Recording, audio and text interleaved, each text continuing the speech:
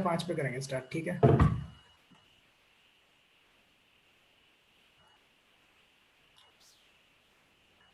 Hello, आवाज आ रही है सबको?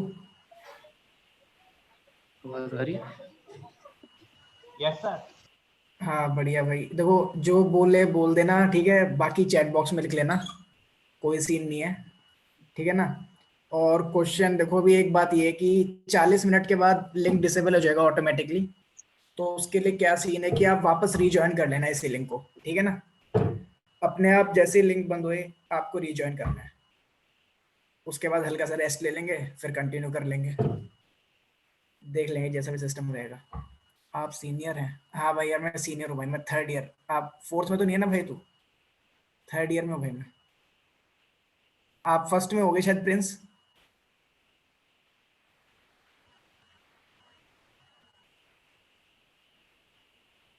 भाई आईटी ब्रांच में हूँ। प्रज्वल सिंह भाई नाम है मेरा, टेलीग्राम पे इटाची। ठीक ठीक, करो अभी वेट कर लेते हैं भाई सबके लिए थोड़ा सा, और कोई आए तो। अभी 6-3 हुआ है। बाकी यार तुम कर क्या रहे थे बताओ? तुमने टाइमिंग चुनी है सेशन की 6 बजे। 6 बजे यार एक्सरसाइज करते हैं लोग, तुम 6 बजे क्लास का टाइम बता रहे हो। 5 से 7 क्या करो। अच्छा वाई इटाची। भाई यार इटाची, वो यार वो एक नारुतो एक सीरियल है, सीरियल या टीवी सीरीज है एनीमे, काफी बढ़िया है, टाइम पास करने का मन हो जब देख लेना। अच्छा ये क्या भैया, सीपी में हैकर रैंक कैसा है? बढ़िया है भाई, अभी करते हैं इस पे बात, आएंगे इस पे धीरे धीरे कि सीपी क्या है ये। हाँ भाई ये भी अच्छा है, अटैक ऑफ टाइटन भी अच्छा है, एओटी है, लास्ट सीजन चल रहा है इसका भी, बढ़िया है ये भी। हैकर रैंक में 5 स्टार हूँ। यार हैकर रैंक प्रैक्टिस वेबसाइट है, जैसे देखो, चलो इतने बच्चे नहीं आ रहे, एक बात क्लियर करता हूँ थोड़ी सी। बेसिकली देखो, तुम्हारा एक बात बताओ, जैसे तुम जेई में स्कोर करते हो, वो ज्यादा मैटर करता है, या फिर जो तुम जैसे रेजोनेंस में पढ़ रहे हो, तो उसमें क्लासेस अलग चीज है, एग्जाम अलग चीज है। तो जो हैकर रैंक है ना आपका, वो आपको एक क्लासेस वाला मीडियम प्रोवाइड करता है। आपको प्रॉब्लम प्रैक्टिस करनी है तो आप हैकर रैंक पे कीजिए। हैकर रैंक पे 5 स्टार का मतलब ये हो गया कि आपने काफी अच्छी खासी प्रॉब्लम सॉल्व कर ली है, मतलब ठीक ठाक कर लिया, मतलब एक आपको आइडिया हो गया है, तो आप आगे मूव कर सकते हो थोड़ा सा। फिर आप जो जो ये CodeChef, Codeforces, AtCoder, TopCoder, ये सब है ना, ये कॉम्पिटिटिव साइट्स है। कॉम्पिटिटिव साइट का मतलब क्या है? इसके अंदर आपको लाइव करना होता है परफॉर्म। आपको 2 घंटे का टाइम मिला या 3 घंटे का टाइम मिला, उसमें आपको 5 सवाल करने हैं। अगर आपने उस टाइम में कर दिए तो आपको पॉइंट्स मिलेंगे, अगर नहीं कर पाए तो आपको पॉइंट्स नहीं मिलेंगे। और जो उसमें आपके जो स्टार शो होते हैं वो आपके लाइव परफॉर्मेंस पे शो होते हैं, तो वो मतलब बता रहा है कि आपने लाइव कितने क्वेश्चन सॉल्व किए हैं। और जो आप हैकर रैंक पे कर रहे हो, वो ये बता रहा है कि भाई ये बंदा प्रैक्टिस करता है, ठीक है। और अगर आप कोड फोर्सेस, कोड शेफ पे अगर स्टार्स अच्छे कर रहे हो, तो उसका मतलब ये है कि ये कंपटीशन में अच्छा परफॉर्म करता है, ठीक है। ऐसा सिस्टम है, जैसे क्रिकेट में आप नेट्स पे प्रैक्टिस कर रहे हो, तो वो अगर आप नेट्स पे 4 घंटे प्रैक्टिस कर रहे हो, तो मतलब ये है कि नेट्स पे काफी प्रैक्टिस कर रहे हैं, ठीक है। आप मैच के अंदर 4 घंटे खेल गए तो पूरे इंडिया को आपका नाम पता लग रहा है डायरेक्टली, कि भाई हाँ भाई ये मैच के अंदर परफॉर्म कर रहा है बंदा। तो दोनों अलग चीज़ है, ठीक है। इस तरीके से कर लो, हैकर रैंक को आप नेट्स मान लो, और जो इंटरनेशनल मैचेस हैं वो आप कोड फोर्सेस, कोड शेफ, ये सब। आई थिंक अब स्टार्ट कर देना चाहिए। हाँ भाई चलो अब स्टार्ट कर देते हैं, 6-6 हो गए, तो स्टार्ट करता हूँ मैं, शेयर करता हूँ। ओए अलाउ करियो मुझे सूर्यकांत शेयर करने को, होस्ट तू है ना? हाँ हाँ कर रहा हूँ। वो म्यूट कर ले उससे, लैपटॉप से अपना, फोन से।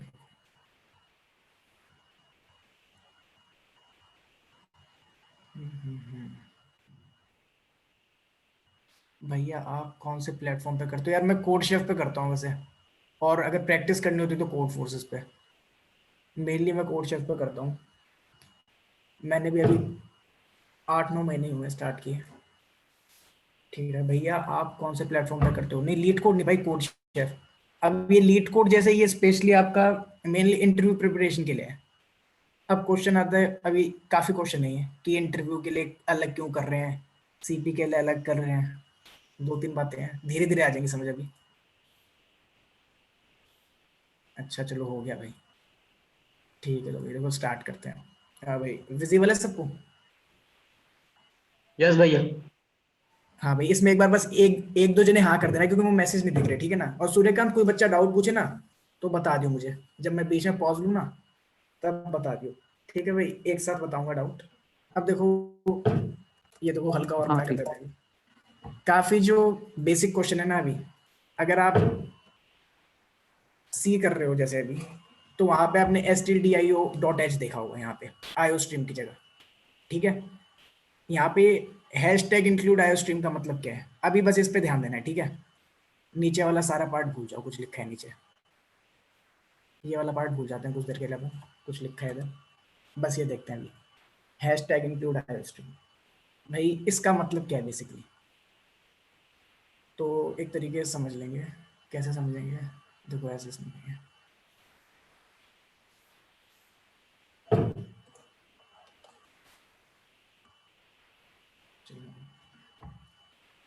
अभी देखो अभी हम, पता है सबको इंडिया में है, ठीक बात है, ये हमारा इंडिया है, ठीक है। अब आप यहाँ पे कोई भी शॉप होगी, ठीक है,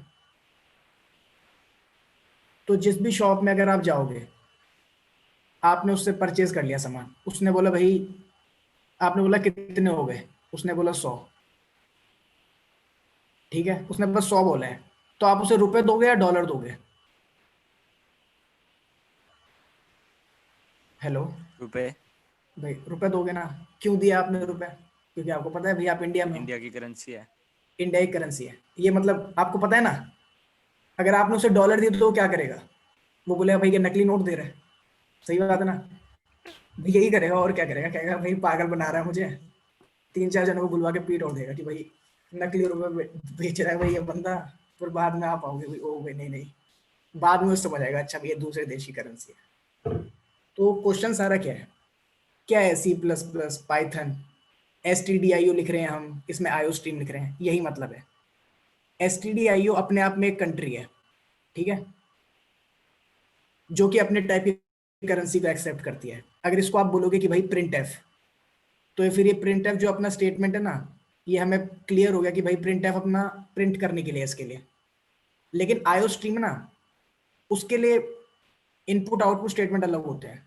अब जो इनपुट आउटपुट स्टेटमेंट है इसका मतलब क्या है, इनपुट आउटपुट स्टेटमेंट का मतलब है इनपुट लेना और आउटपुट शो करना, ठीक है। इनपुट लेना और आउटपुट शो करने का मतलब क्या है, जैसे कि मेरे को कोई भी लाइन प्रिंट करानी है, अगर आपने अभी सी करी हो तो उसके अंदर जो हम लाइन लिखते हैं वो लिखते हैं प्रिंट एफ, ठीक है। उसके बाद भाई जो भी आपको कराना है, मतलब अगर आपको इंटीजर कराना है तो %d, कॉमा 10, ठीक है, करा दिया। तो अब वरना यहाँ पे आपने इंट कर रखा है डिफाइन, 2-3 बातें बताए तो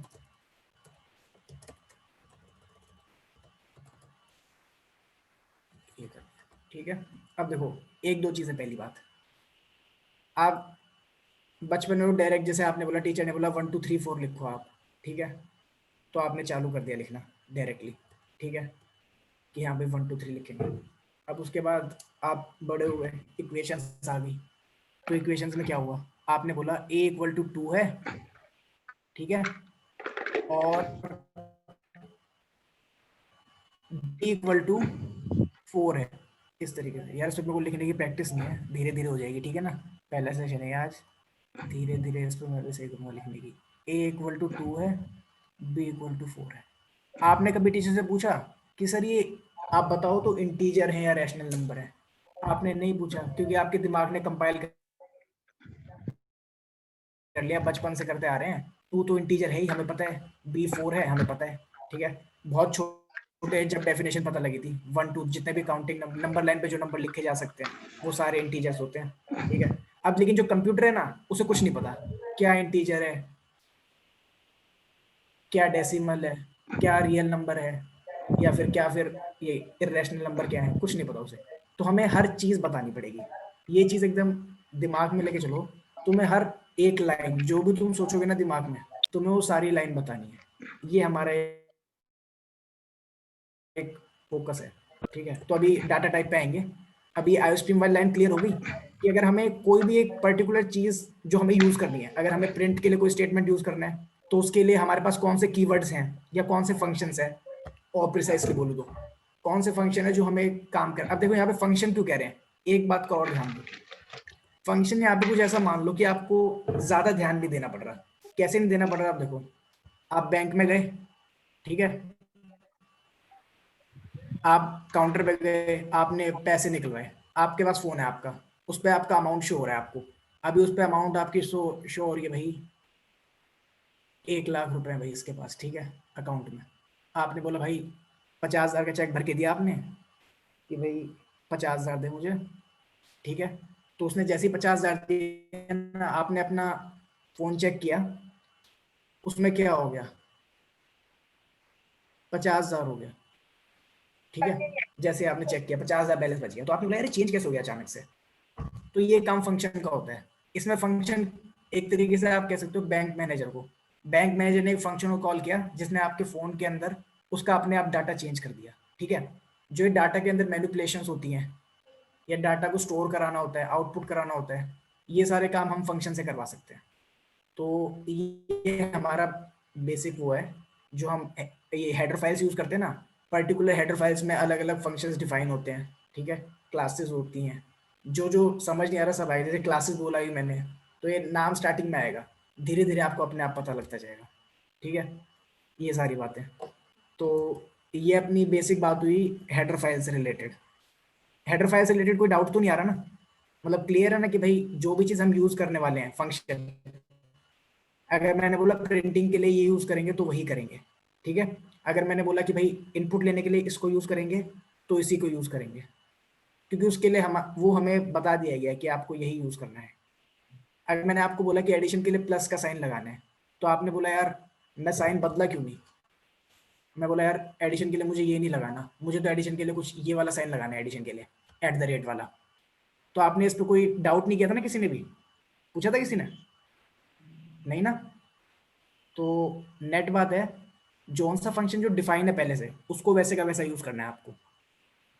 अभी हमें तरीके मिलेंगे बाद में जिससे हम उस पर भी पावर पा लेंगे कि अगर हमें फंक्शंस के नाम चेंज करने हैं जो पहले से हैं।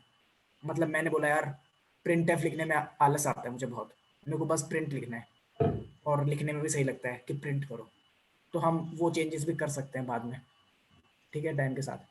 भैया बच्चे बोल रहे हैं कि ये स्क्रीन फ्रीज हो रखी है। अच्छा फ्रीज है क्या स्क्रीन, माउस कहाँ के पे फ्रीज पॉइंटर है, हिला के देखो ना एक बार। फ्रीज यार। कोड ब्लॉक्स की स्क्रीन पे आयोस्ट्रीम इंट ए और प्रिंट एफ ए। हाँ यही लिखा है बस, अब ये देख हट गया क्या जो मैंने लिखा था। हाँ हट गया, सही है सही है। सही है, वो फ्रीज नहीं है, ठीक है, मतलब वो मैं वहाँ पे पॉज करके ही बता रहा हूँ। तो अब हेडर फाइल वाली बात क्लियर हुई ना, जो भी चीज़ हम यूज़ करने वाले हैं, कि अगर मैं बताऊंगा प्रिंट के लिए ये स्टेटमेंट यूज़ करेंगे, इनपुट के लिए ये करेंगे, वो सब इसमें डिफाइन होगा। आगे और हेडर तो फाइल्स आएंगी भैया ऐसा क्वेश्चन हो। हाँ जो हम मतलब नॉर्मली लिखते हैं जैसे VS कोड वगैरह में हम जो भी कर रहे हैं प्रोग्राम्स, उसमें तो हम ये लिखते ही नहीं है, हम तो STDIO से करते हैं। हाँ बिल्कुल सही कहा। तो उसके अंदर आप देखो प्रिंट करने के लिए प्रिंट एफ यूज़ करते हो ना, हाँ जी। है ना। यहाँ पे पता है क्या करोगे आप, सी आउट। अब अलग लगा थोड़ा, हाँ यहाँ पे जी। हम प्रिंट भैया करने के लिए आईओ सी स्ट्रीम आउट। तो C++ में होगा ना ये? हाँ हाँ मैं C++ ही करा रहा हूँ। अच्छा अच्छा, मुझे लगा हाँ सी पे हाँ अच्छा बता अच्छा रहे हो आप आईओ ठीक है, नहीं नहीं स्ट्रीम। ओके नहीं, ओके। सी का नहीं, सुनो एक बात सुनो यार, हाँ मैंने ये लिखा था बेसिक, यार बेसिक्स ऑफ C++ है नाम सेशन का, ठीक है ना। चलो कोई नहीं, सुनो मैं ये कह रहा हूँ, अपन कर रहे हैं बात C++ की, इसीलिए मैंने स्टार्टिंग में एक लाइन बोल दी ना, STDIOH एक अलग कंट्री अपने आप में, ठीक है। उसको पता है कि रुपए ठीक क्या है। होते हैं, उसे इंडिया मान लो, ये यूएस से है, ये डॉलर समझता है, और डॉलर सी आउट है अपना, ठीक है, यहाँ पे इस टाइप से। तो ये बात क्लियर हुई।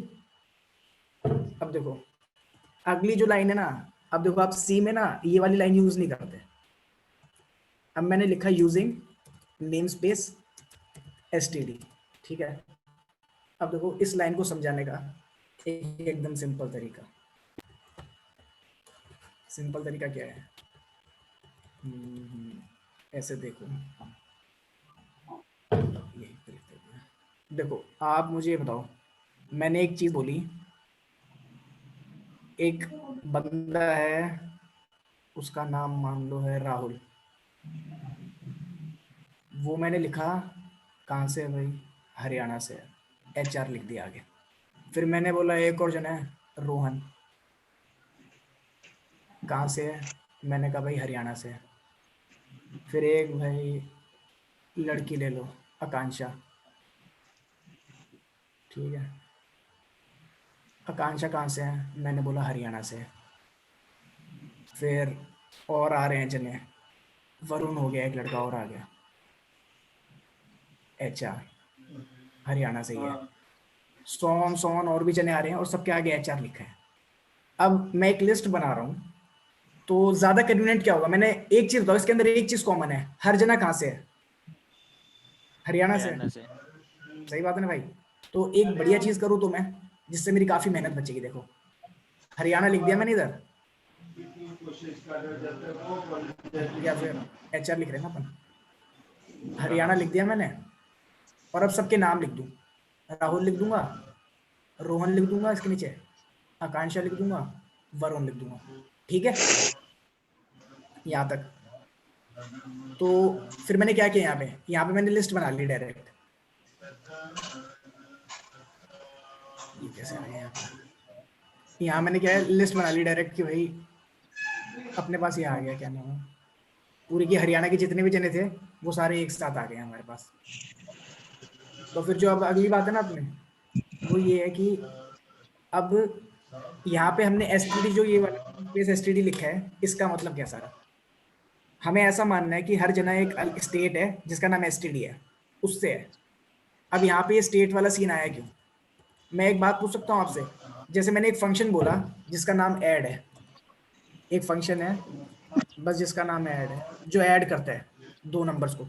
अब मुझे एक बात बताओ, अगर इंटीजर्स को ऐड करते हैं तो डायरेक्ट ऐड हो जाते हैं, सही बात है ना, 1+2 हम सीधा प्लस ऑपरेटर का यूज कर सकते हैं, कर सकते हैं ना। अब एक बात बता, अगर मेरे को कॉम्प्लेक्स नंबर ऐड करने हैं तो मैं प्लस का यूज कर पाऊंगा डायरेक्टली, नहीं। क्योंकि एक बात है, कॉम्प्लेक्स में आयोटा आता है, आयोटा कैसे लिखेंगे, सही बात है ना। और इसमें एक चीज और होती है ना, अगर हमने आयोटा लिख दिया तो इसके अंदर जो आई वाली वैल्यूज होती हैं आयोटा वाली, मतलब अनइमेजिनरी पार्ट से ऐड होता है, और जो रियल पार्ट है वो रियल पार्ट से होता है, सही बात है। तो दोनों में जो ऐड करने का तरीका वो थोड़ा अलग है। अब मैंने क्या किया, मैं C++ का मतलब, मैंने जैसे आयो स्ट्रीम के अंदर हमने चीज़ें डिफाइन करी हैं, तो मैंने इसमें फंक्शन डिफाइन कर रखे हैं प्रिंट कराने के लिए, इनपुट लेने के लिए। मैंने इसके अंदर एक फंक्शन और डाल रखा है नंबर ऐड कराने के लिए। तो अब मैंने क्या किया ना, एक तो ऐसा है जो नंबर ऐड करा रहा है जो बस इंटीजर्स है, और एक है जो कि बस अलग क्लास के करा रहा है, कॉम्प्लेक्स क्लास के। तो हम अलग अलग जगह पे अलग अलग नंबर्स का यूज कर सकते हैं ना। तो अलग मतलब एक सेम नाम हो सकते हैं फंक्शंस के, मतलब ऐड के अलग अलग काम हो सकते हैं काफी। तो उसके लिए ऐसे ही काफी सारे फंक्शन अलग अलग लाइब्रेरीज में डिफाइन, अलग अलग हेडर फाइल्स में डिफाइन है C++ के अंदर। तो उसके लिए हम जो STD वाले जो हमारे स्टैंडर्ड वो हैं, स्टैंडर्ड फंक्शंस हैं, उनको यूज करने के लिए हम STD यूज करते हैं। अगर हम यहाँ पे ये लाइन नहीं लिखेंगे, मानो थोड़ी देर के लिए, ये वाली लाइन अगर हमने लिखी नहीं कुछ टाइम के लिए, तो फिर क्या होगा, अगर हम ये लाइन नहीं लिखेंगे ना, तो हम कोई भी, जैसे इसका एक फंक्शन है मैंने बताया था प्रिंट करने के लिए cout यूज होता है, तो मैं cout को पता कैसे लिखूंगा, STD इस वाले नेम स्पेस से एक फंक्शन है cout जिसको मैं कॉल कर रहा हूँ, ठीक है, cout हाय, इसको कॉल कर रहा हूँ। अगर मेरे को और कुछ प्रिंट करना है तो वापस मुझे ये लिखना पड़ेगा STD cout, ठीक है माय, फिर मैं एक और cout स्टेटमेंट डालता हूँ,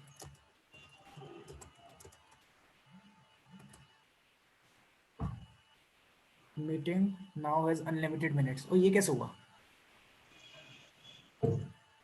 हेलो, तब तो बीच में बंद नहीं होगा अब तो ये जूम। ये बढ़िया है धोने की जगह उल्टा एक्सटेंड होगी मीटिंग। भाई, गजब, वेरी गुड, ये अच्छा काम हो गया यार भाई, इसीलिए ये थोड़ा पंगा करता है मुझे, इस पे मीटिंग एंड होती है ना, ये दिक्कत है। हाय माय नेम इज, बस मानो ये देखो, अभी बात यार, इसमें ये STD लिखने में मेहनत आई है ना, ये लाइन लिखने में काफी। अब एक बात बताओ, अगर मेरे को ऐसा ऑप्शन मिल जाए कि मेरे को ये लिखना ही ना पड़े, एसटीडी वाले पार्ट। बढ़िया। बढ़िया, मजे आ जाएंगे ना एकदम ही। मतलब ये काफी मेहनत बच रही है, एक तो पहले कोड में दिमाग लगाओ और फिर लिखने में वैसे ही हालत खराब करो, तो दो पंगे हैं। तो इस चीज को हटाने के लिए अपन क्या लिख देते हैं, यूजिंग नेम स्पेस एसटीडी। ये बात क्लियर हो गई सबको कि अगर हमें प्रोग्राम में बाकी किसी के साथ लिखनी, किसी फंक्शन के साथ वॉइस ब्रेक हो रही है। मैंने बोल दिया। अच्छा वॉइस, एक सेकंड रुक भाई, करता हूँ कुछ सेटिंग। क्या सेटिंग कर सकता हूँ वैसे? अब आ रही है भाई क्लियर? हेलो, नहीं, ये क्या सीन है? थोड़ी देर रुको। बहुत ही कम लैग हो।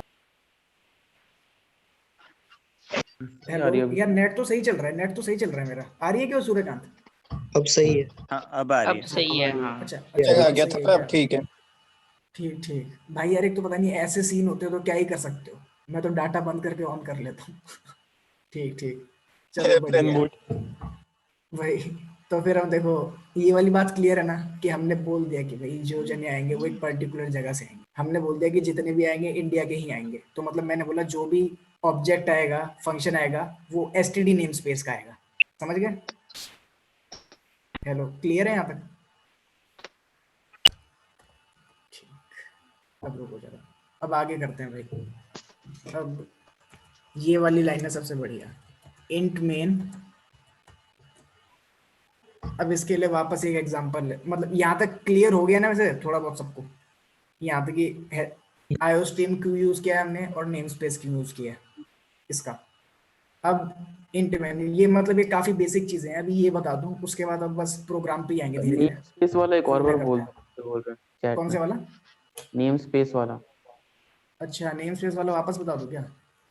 नेम स्पेस यार अभी मैंने बताया, जैसे अभी यहाँ पे जो हमें एक प्रिविलेज मिल रही है ना, अगर हमें सी आउट मतलब जो प्रिंट कराने के लिए, जैसे सी आउट स्टेटमेंट क्या होता है ये देख लो।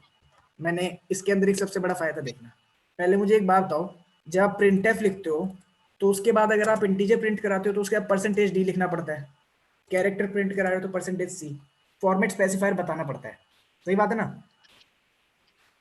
अगर हम कहते हैं कि सी से सी प्लस प्लस में क्यों शिफ्ट करो, काफी बार कहते हैं ना, तो उसके बहुत ज्यादा फायदे हैं। अगर मैं बोलूँ आपको एक ऐसा फंक्शन दे रहा हूँ, आपको बताने की जरूरत ही नहीं है वो क्या है। एग्जाम्पल लीजिए, मैंने किया int a equal to 1, b equal to 2, फिर मैंने यहाँ पे कैरेक्टर बनाया। कैरेक्टर को ये बात बताओ, क्या ये कैरेक्टर होगा? ऐसे कर सकते हैं कैरेक्टर को डिफाइन? क्या? Single quotes. नहीं हाँ नहीं सिंगल कोट्स, ठीक है ना? ये बात क्लियर रखना, ये भाई कैरेक्टर अपन सिंगल कोट्स में कर रहे हैं, और ये कैरेक्टर होगा, ए और बी लिखा तो मैंने। स्ट्रिंग हो जाएगा ना ये तो डबल कोट्स। हाँ हाँ, ये स्ट्रिंग हो जाएगा। और अब मुझे बताओ ये कैरेक्टर होगा, मैंने एक स्पेस दिया बस। नहीं नहीं नहीं, इसको भी डबल कोट्स में डालना पड़ेगा स्पेस। नहीं भाई, नहीं नहीं, ये भी कैरेक्टर होता है जो हमारी सिंगल स्पेस है। हाँ, इनके आस्की वैल्यूज होती है, ठीक है ना? देखो कैरेक्टर का क्या मतलब है, हर एक कैरेक्टर की एक आस्की वैल्यू है। असल में हुआ क्या, हमने भाई कंप्यूटर बनाया, उसके अंदर देखा कि इंटीजर्स को करने के लिए हमने बाइनरी फॉर्म यूज करी कि 2 की पावर्स में हम लिख सकते हैं हर चीज को। लेकिन जैसे ही हम फिर हल्का हल्का आगे आए तो हमने देखा एबीसीडी भी लिखना पड़ेगा। तो याद है बचपन में ऐसे करते थे, काफी हरकत बच्चे से लेते थे। बी की दोबारा ब्रेक हो रही है।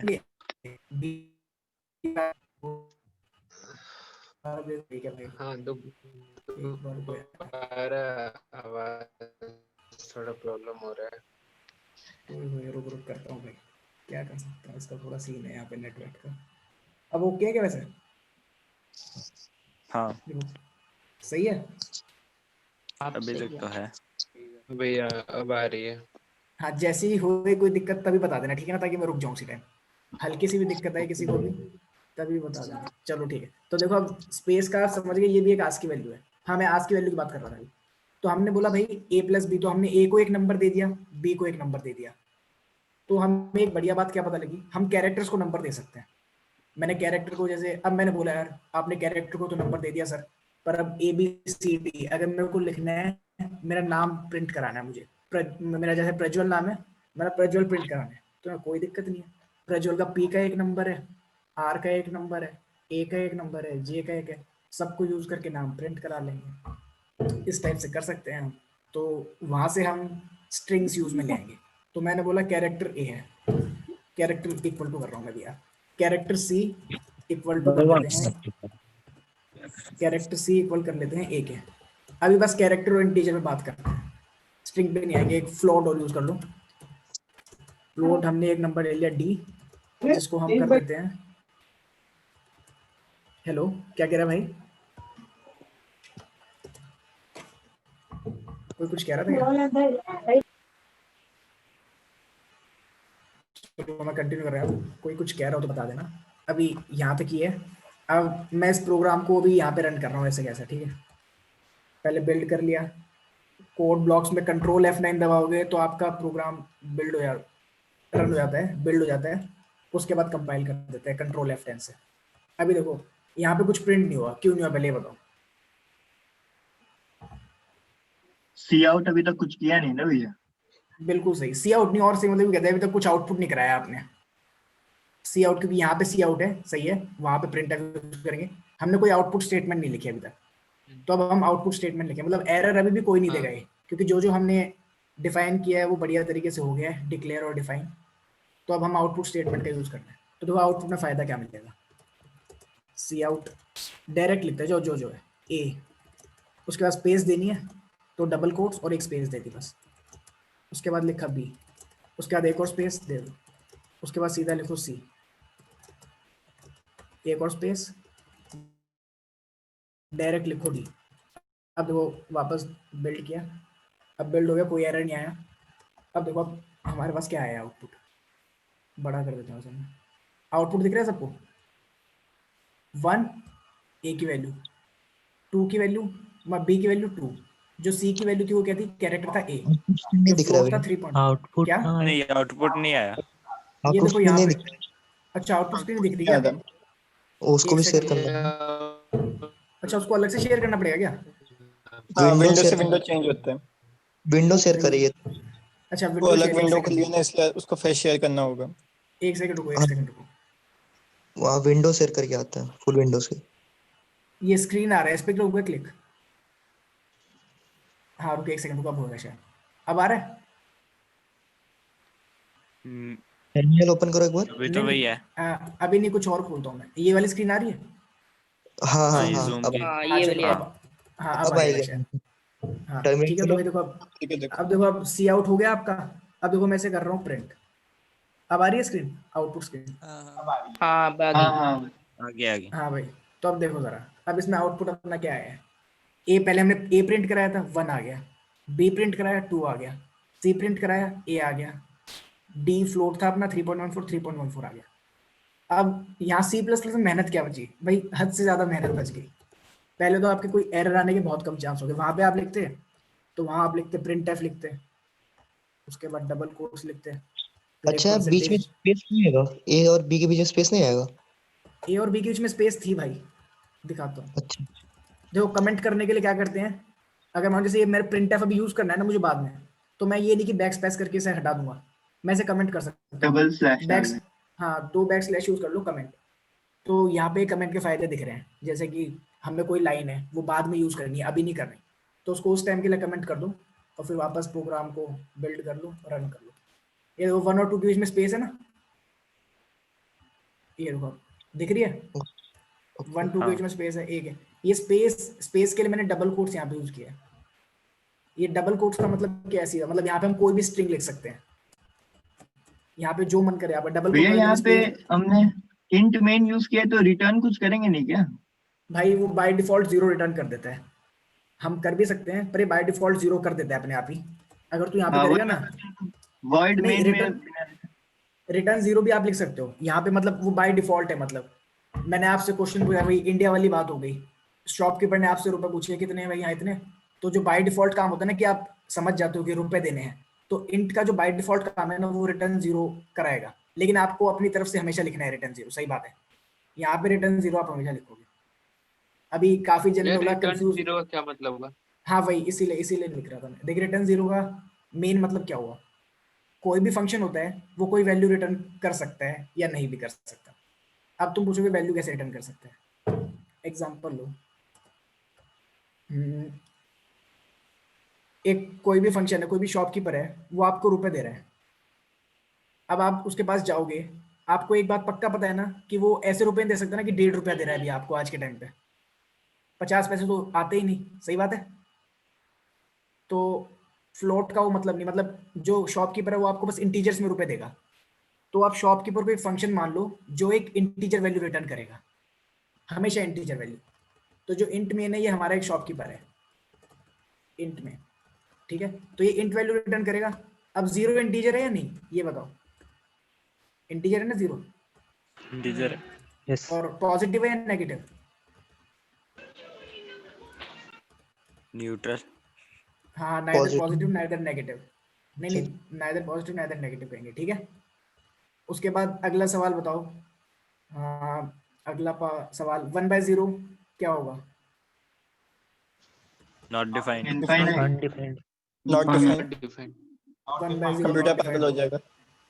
हाँ भाई, मतलब हाँ कंप्यूटर पागल हो जाएगा, मतलब नॉट डिफाइंड होगा, ठीक है। और वो नॉट डिफाइंड क्यों होगा उसकी बात कर लेंगे बाद में जब करनी होगी। अभी क्योंकि थोड़ी चीजें और देखनी, पहले वो करते हैं।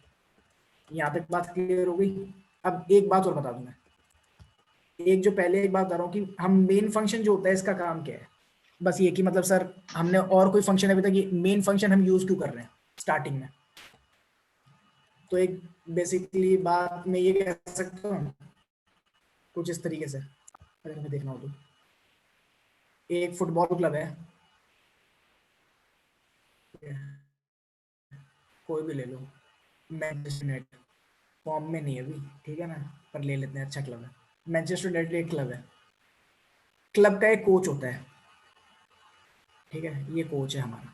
मैं कह सकता हूँ कोच हर एक प्लेयर को हैंडल करेगा, जिस प्लेयर को बाहर निकालना है, जिस प्लेयर को अंदर लाना है, कौन सा नया प्लेयर खरीदना है, कौन सा प्लेयर बेचना है, सब कोच हैंडल करेगा ना, सही बात है। ठीक है, बेसिकली कोच करेगा हैंडल। अगर आप कहीं और मतलब कुछ और कोई भी गेम हो, कोच हैंडल करेगा कौन सा प्लेयर इन आउट होगा। तो इंट मेन यहाँ पे कोच की तरह है, ये हर चीज हैंडल करेगा। कौन सा वेरिएबल डिफाइन हो रहा है हमारे कोड के अंदर, डिक्लेयर कौन सा वेरिएबल हो रहा है, उसको क्या डिफाइन कर रहे हैं। जो भी फंक्शन हमारा डिफाइन होगा, मैं डिफाइन कर रहा हूँ, डिक्लेयर होगा जो भी फंक्शन, वो हमारा मेन के अंदर ही डिक्लेयर होगा, क्योंकि मेन के पास सारी प्रिविलेज है। हमारा कोच ही डिसाइड करेगा कौन सा नया प्लेयर आएगा टीम में, तो मेन ही डिसाइड करेगा कौन सा नया फंक्शन कॉल होगा। मेन ही डिसाइड करेगा कि भाई अगर आप ये फंक्शन बना सकते हो या नहीं बना सकते, सब मेन बताएगा आपको। पर अब सबसे बड़ा क्वेश्चन है, अगर कोच है तो कोच को हैंडल कौन कर रहा है। हमने कोच को, तो एक चीज बताओ, क्लब है, क्लब को रुपए प्रेसिडेंट दे रहा है। अगर प्रेसिडेंट ने रुपए ही देने बंद कर दिए तो इस पूरी चीज का काम ही क्या है, इस चीज का कोई मतलब ही नहीं रहेगा, इस चीज का कोई मतलब नहीं रह जाएगा हमारे पास। अगर पैसे ही देने बंद कर दिए तो ये वाली चीज का कोई मतलब नहीं होगा आगे वाली चीज का, अगर प्रेसिडेंट ने ही रुपए देने बंद कर दिए। तो अब क्वेश्चन है हमारा प्रेसिडेंट कौन। अगर आपके पास सीपीयू नहीं होगा तो आप चला पाओगे, कंप्यूटर चला पाओगे नहीं ना, तो उसके बाद आप प्रोग्राम भी नहीं लिख पाओगे। तो जो मेन आपका अगर लिखा हुआ है, मतलब प्रोग्राम अगर लिखा हुआ है जो मेन वाला, तो ये मतलब बस एक कॉपी की तरह है, कोई मतलब नहीं है इसका। तो इसको चलाने के लिए हमें ऑपरेटिंग सिस्टम चाहिए होता है। तो अगर कभी भी क्वेश्चन रहे कि इंट मेन जो फंक्शन है इसको कौन कॉल करता है, क्योंकि इंट मेन हर एक फंक्शन को कॉल करता है, तो इंट मेन को कौन करता है, तो उसको प्रेसिडेंट करता है। और प्रेसिडेंट कौन है हमारा, प्रेसिडेंट हमारा ऑपरेटिंग सिस्टम। तो मेन फंक्शन को ऑपरेटिंग सिस्टम कॉल करता है। क्लियर है यहाँ तक? अभी कोई डाउट है किसी को? हल्का बहुत। अभी ये सी आउट वाले पे आएंगे, कोई डाउट हो थोड़ा बहुत, कोई भी सवाल हो कैसा भी पूछ लो। ये जो इंट मेन है, अगर ये वॉइड मेन देते हैं, वॉइड मेन का मतलब ये है कि ये कुछ रिटर्न नहीं करेगा, कोई दिक्कत नहीं, आप वॉइड भी यूज कर सकते हो। मतलब पता है, देख मैं बताता हूँ, चल अगर एक अच्छा एक्सप्लेनेशन चाहिए ना, मुझे एक बात बताओ, अगर प्रोग्राम सही रन करा है ना, तो मैंने बोला रिटर्न 0 कर देना। मैंने बोला प्रोग्राम में कहीं पे एरर आ गया, तो मैं इसको एक अच्छी कमांड दे सकता हूँ, कहीं पे एरर है ना, तो आप रिटर्न कर देना, मतलब 1 2 1 2 ऐसे। अगर वो प्रोग्राम अगर सही से रन नहीं हुआ तो मैं यहाँ पे काफी सारी चीजें इंटीजर्स के अंदर मेरे पास काफी ऑप्शन हो गए ना रिटर्न कराने के लिए। एक बार हाँ ना बोल देना एक जना। अगर मेरे को इंटीजर रिटर्न कराना है तो मैं 1 करा सकता हूँ, 2 करा सकता हूँ, 3 करा सकता हूँ, सही बात है। -99999 ये भी करा सकता हूँ रिटर्न। अब एक बात बताओ, अगर मैंने वॉइड लिख दिया तो मैं क्या रिटर्न कराऊंगा? कुछ भी नहीं। कुछ कुछ भी नहीं। तो अब देखो जरा, कुछ जब मेरा सवाल अब सुनो, अब तुम इस सवाल का जवाब देना, अब तुम्हें अपने आप आंसर मिलेगा। अगर मैंने तुम्हें ये बोला कि हमारा प्रोग्राम चला या नहीं चला, तो इसके कितने आंसर हो सकते हैं? तो 2 आंसर हो ट्रू सकते या हैं। फॉल्स। हाँ, ट्रू या फॉल्स। लेकिन वॉइड कितनी वैल्यूज रिटर्न कर रहा है? मतलब एक तरीके से कुछ भी नहीं कर रहा ना, तो मतलब एक ही वैल्यू रिटर्न कर रहा है, कुछ भी नहीं, है ना। मतलब कुछ रिटर्न नहीं कर रहा, मतलब प्रोग्राम चल गया तो बढ़िया, अगर नहीं चला तो ये एरर नहीं बताएगा आपको कि उसमें ऐसा कोई पंगा आया है। क्लियर हुआ थोड़ा? सही बात है ना। मैंने बोला कि आपके प्रोग्राम में 50 तरीके के एरर आ सकते हैं, सही बात है। मैंने बोला आप 50 तरीके के एरर आ सकते हैं, तो अगर मैंने मेन को इंट डिफाइन किया है तो वो हर एक एरर के लिए कोई पर्टिकुलर इंटीजर भेज सकता है। मैंने बोला कि अगर इस टाइप का एरर आएगा तो आप इंटीजर भेज देना रिटर्न 1000। अगर मैंने बोला एरर इस टाइप का आएगा तो रिटर्न करना माइनस ऐसे ऐसे करके कुछ। सही बात है, ठीक बात है ना। तो ये चीज की जा सकती है। लेकिन अगर वॉइड होगा और मैंने बोला 50 एरर है, मैं भाई कुछ नहीं, बैठे रहो, चल गया तो बढ़िया, अगर कोई एरर आएगा तो हमें पता नहीं लगेगा, बस प्रोग्राम नहीं चलेगा। सही बात है। मतलब वॉइड में रिटर्न स्टेटमेंट लिखने की जरूरत नहीं होती है? नहीं, वॉइड में रिटर्न करता ही नहीं वो कुछ। लिख ही नहीं void का सकते ना। मतलब लिख ही नहीं सकते हम वॉइड में कुछ। देखो वॉइड का मतलब यही क्लियर कर रहा हूँ। वॉइड के अंदर आप क्या कर सकते हो? आपने बोला वॉइड फंक्शन का काम क्या है। अगर कोई वॉइड फंक्शन है ना, तो उसके अंदर आप जो प्री डिफाइंड फंक्शन है ना, जैसे मैंने कोई फंक्शन बनाया वॉइड, मतलब टेस्ट है फंक्शन का नाम, ये फंक्शन बना दिया। अब इसको जब मैं डिफाइन करूंगा ना यहाँ पे, अगर मैं डिफाइन करता हूँ इसे वॉइड फंक्शन को, देखो कर्ली ब्रैकेट्स का मतलब क्या होता है, मैं देखो फ्री रन में बता रहा हूँ सारी बातें। तो मतलब जहाँ पे भी हल्का भी डाउट आए रोक लेना, क्योंकि फ्री रन में थोड़ा सा हो जाता है कि आगे पीछे हो गया। तो ब्रैकेट्स का मतलब होता है यहाँ से आप लिखना स्टार्ट करोगे इस बॉडी के अंदर जो भी होगा। जैसे एक कंट्री है, कंट्री की बाउंड्रीज होती है ना, कि भाई यहाँ से लेके यहाँ तक आपकी कंट्री की बाउंड्री है, ठीक है। यहाँ पे वॉइड टेस्ट आपकी कंट्री है और ये बाउंड्रीज है। इस ब्रैकेट के इधर, मतलब इस ब्रैकेट के अंदर जितना भी लिखा होगा, जितने भी पैराज इसके नीचे हैं, वो सारे इस ब्रैकेट के अंदर आएंगे। जैसे ये क्लोज हो गया और इसके बाद जितनी भी लाइनें लिखी हैं और इसके नीचे जितनी भी लाइनें लिखी हैं, ठीक है, वो सब इस बॉडी के अंदर काउंट नहीं होंगी, इस फंक्शन के काउंट नहीं होंगे अंदर। तो फिर ये वॉइड फंक्शन है। अब इसका काम क्या हो सकता है? मानो अगर आपको कोई प्रिंट स्टेटमेंट लिखनी है, नॉर्मल प्रिंट स्टेटमेंट, तो वो तो आप लिख सकते हो इसके अंदर। मैंने लिखा सी आउट टेस्ट, ये लिखना पॉसिबल है ना, क्योंकि ये तो बस प्रिंट करा रहा है, कुछ रिटर्न नहीं कर रहा। रिटर्न करने का मतलब है जब भी आप रिटर्न स्टेटमेंट लिखोगे तो मतलब कुछ रिटर्न करेगा। क्या रिटर्न करेगा? जो फंक्शन बोलेगा। अगर फंक्शन ने बोला इंटीजर रिटर्न करना है तो इंट, अगर इंटीजर रिटर्न करना है तो, अगर फ्लोट रिटर्न करवाना है तो यहाँ फ्लोट लिख देना और यहाँ पे स्टेटमेंट लिख देना कुछ भी। जैसे कोई भी फ्लोट रिटर्न कराना है तो रिटर्न 3.14। देखो ये फ्लोट वैल्यू है ना एक, तो यहाँ पे ये फंक्शन फ्लोट रिटर्न कर देता है, ये मतलब होता है। तो अब थोड़ा देखो, अब क्लियर आ जाएगा। अब यहाँ पे अगर मैं वॉइड लिखूंगा तो इसका मतलब ये कुछ रिटर्न नहीं करेगा। सही बात है? हेलो, मतलब जो हमें एरर्स हाँ, वो हाँ। शो करता है वो इंट के कारण करता है। एग्जैक्टली। देखो मैं दिखा देता हूँ एक बढ़िया सा वो दिखा देता हूँ एग्जाम्पल, उससे और क्लियर समझ आएगा। अब देखना जरा, मैंने यहाँ पे इंट मेन लिखा है, सही बात है। अब मैं यहाँ क्या करता हूँ ना, कोई एरर वाली स्टेटमेंट लिख देता हूँ बढ़िया सी। क्या लिखता हूँ? ये लिखता हूँ। देखो मैंने इंट को डिफाइन किया, इंट ए, इसको किया मैंने 0। इंट बी, इसको मैंने, अभी ये वाली बात बताऊंगा, इंट बी इसको मैंने किया 1। अब बताना, अगर मैं यहाँ पे लिखता हूँ b/a तो इसका मतलब क्या होगा? 1/0। कंपाइलर की तरफ। हाँ, तो वही जो कंपाइलर की हालत खराब, जो भी कहो। तो 1 मतलब ये नॉट डिफाइंड है, ठीक है ना। इसमें मतलब कंपाइलर को एरर बताना पड़ेगा कि ये चीज नॉट डिफाइंड है। अब वो लिख के तो बताएगा नहीं नॉट डिफाइंड है, तो यहाँ पे अब इंट का हमें यूज आ जाएगा। अगर मैं यहाँ पे नीचे इसके बाद लिखता हूँ कि अगर सही से रन हो जाए तो रिटर्न 0 कर देना। तो अब मैं इसको रन करके देखता हूँ। पहले से हमने बिल्ड किया, कंपाइल किया, अभी देखो कुछ नहीं आ रहा,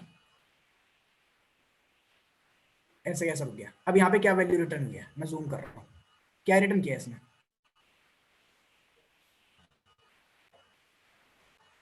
hello, negative integer return integer हुए है ना, 0 रिटर्न जब नहीं किया ना। integer। अगर ये रन हो जाता तो 0 रिटर्न हो जाता, और यहाँ पे अभी यहाँ पे एरर आ गया डिवाइड बाय 0। और जो ये रिटर्न हुआ है ना इंटीजर, अब बोलोगे ये रिटर्न, इसने यही इंटीजर रिटर्न क्यों किया? तो जो हमने यूज किया ना यहाँ पे आईओ स्ट्रीम वगैरह यूज करते हैं, जो हम जितने भी हेडर यूज करते हैं बेसिक, उसके अंदर डिफाइन होता है कि अगर डिवाइड बाय 0 अगर करे बंदा तो उसमें पर्टिकुलरली ये वाला एरर रिटर्न कर देना, इस टाइप से। ठीक है, इन चीजों को हम हटा भी सकते हैं बाद में। तो अब क्लियर नहीं है नहीं वाली भैया, बात? -1 भी रिटर्न करता है ना वो कभी कभी। डिपेंड करता है, हेलो, वो चीजें जो होती है ना, क्या रिटर्न करेगा वो कंपाइलर टू कंपाइलर डिपेंड करता है, वो क्या रिटर्न करेगा। या अगर आप ऑनलाइन कंपाइलर यूज करो तो वो क्या रिटर्न करेगा, वो कंपाइलर टू कंपाइलर डिपेंड है। मुझे एक बात बताओ, मेरे को येस और नो को 2 नंबर देने हैं। मेरा मन किया, मैंने बोला अगर मैंने 1 बोला तो येस, 2 बोला तो नो। ठीक है, ऐसे ही अगर कोई और जन है, कोई भी एक्स बंदा है, तो एक्स ने बोला यार मेरे लिए तो यस का मतलब 5, नो का मतलब 6, तो दोनों में से गलत कौन है? तो नहीं कोई भी नहीं। कोई भी नहीं ना। तो एक कंपाइलर अगर एक चीज के लिए -1 कर रहा है ना, और एक कह रहा है मैं माइनस ये करूंगा, तो दोनों में गलत कौन है? कोई भी नहीं ना। हेलो, यस ठीक है ना, मतलब क्लियर है ना। अगर एक जने ने बोला कि अगर ये वाला एरर आया तो मैं इसके लिए -1 करूंगा, और वही दूसरा कह रहा है भाई मैं तो -1 मैं तो ये करूंगा, मैं कर ले, कोई दिक्कत नहीं है। इनफाइनाइट इंटीजर्स हैं, हर एक एरर के लिए कोई ना कोई इंटीजर मिल जाएगा। ठीक बात है यहाँ तक? हाँ क्लियर। ठीक है, अब देखो यहाँ तक ओके। टाइम कितना होगा वैसे भी?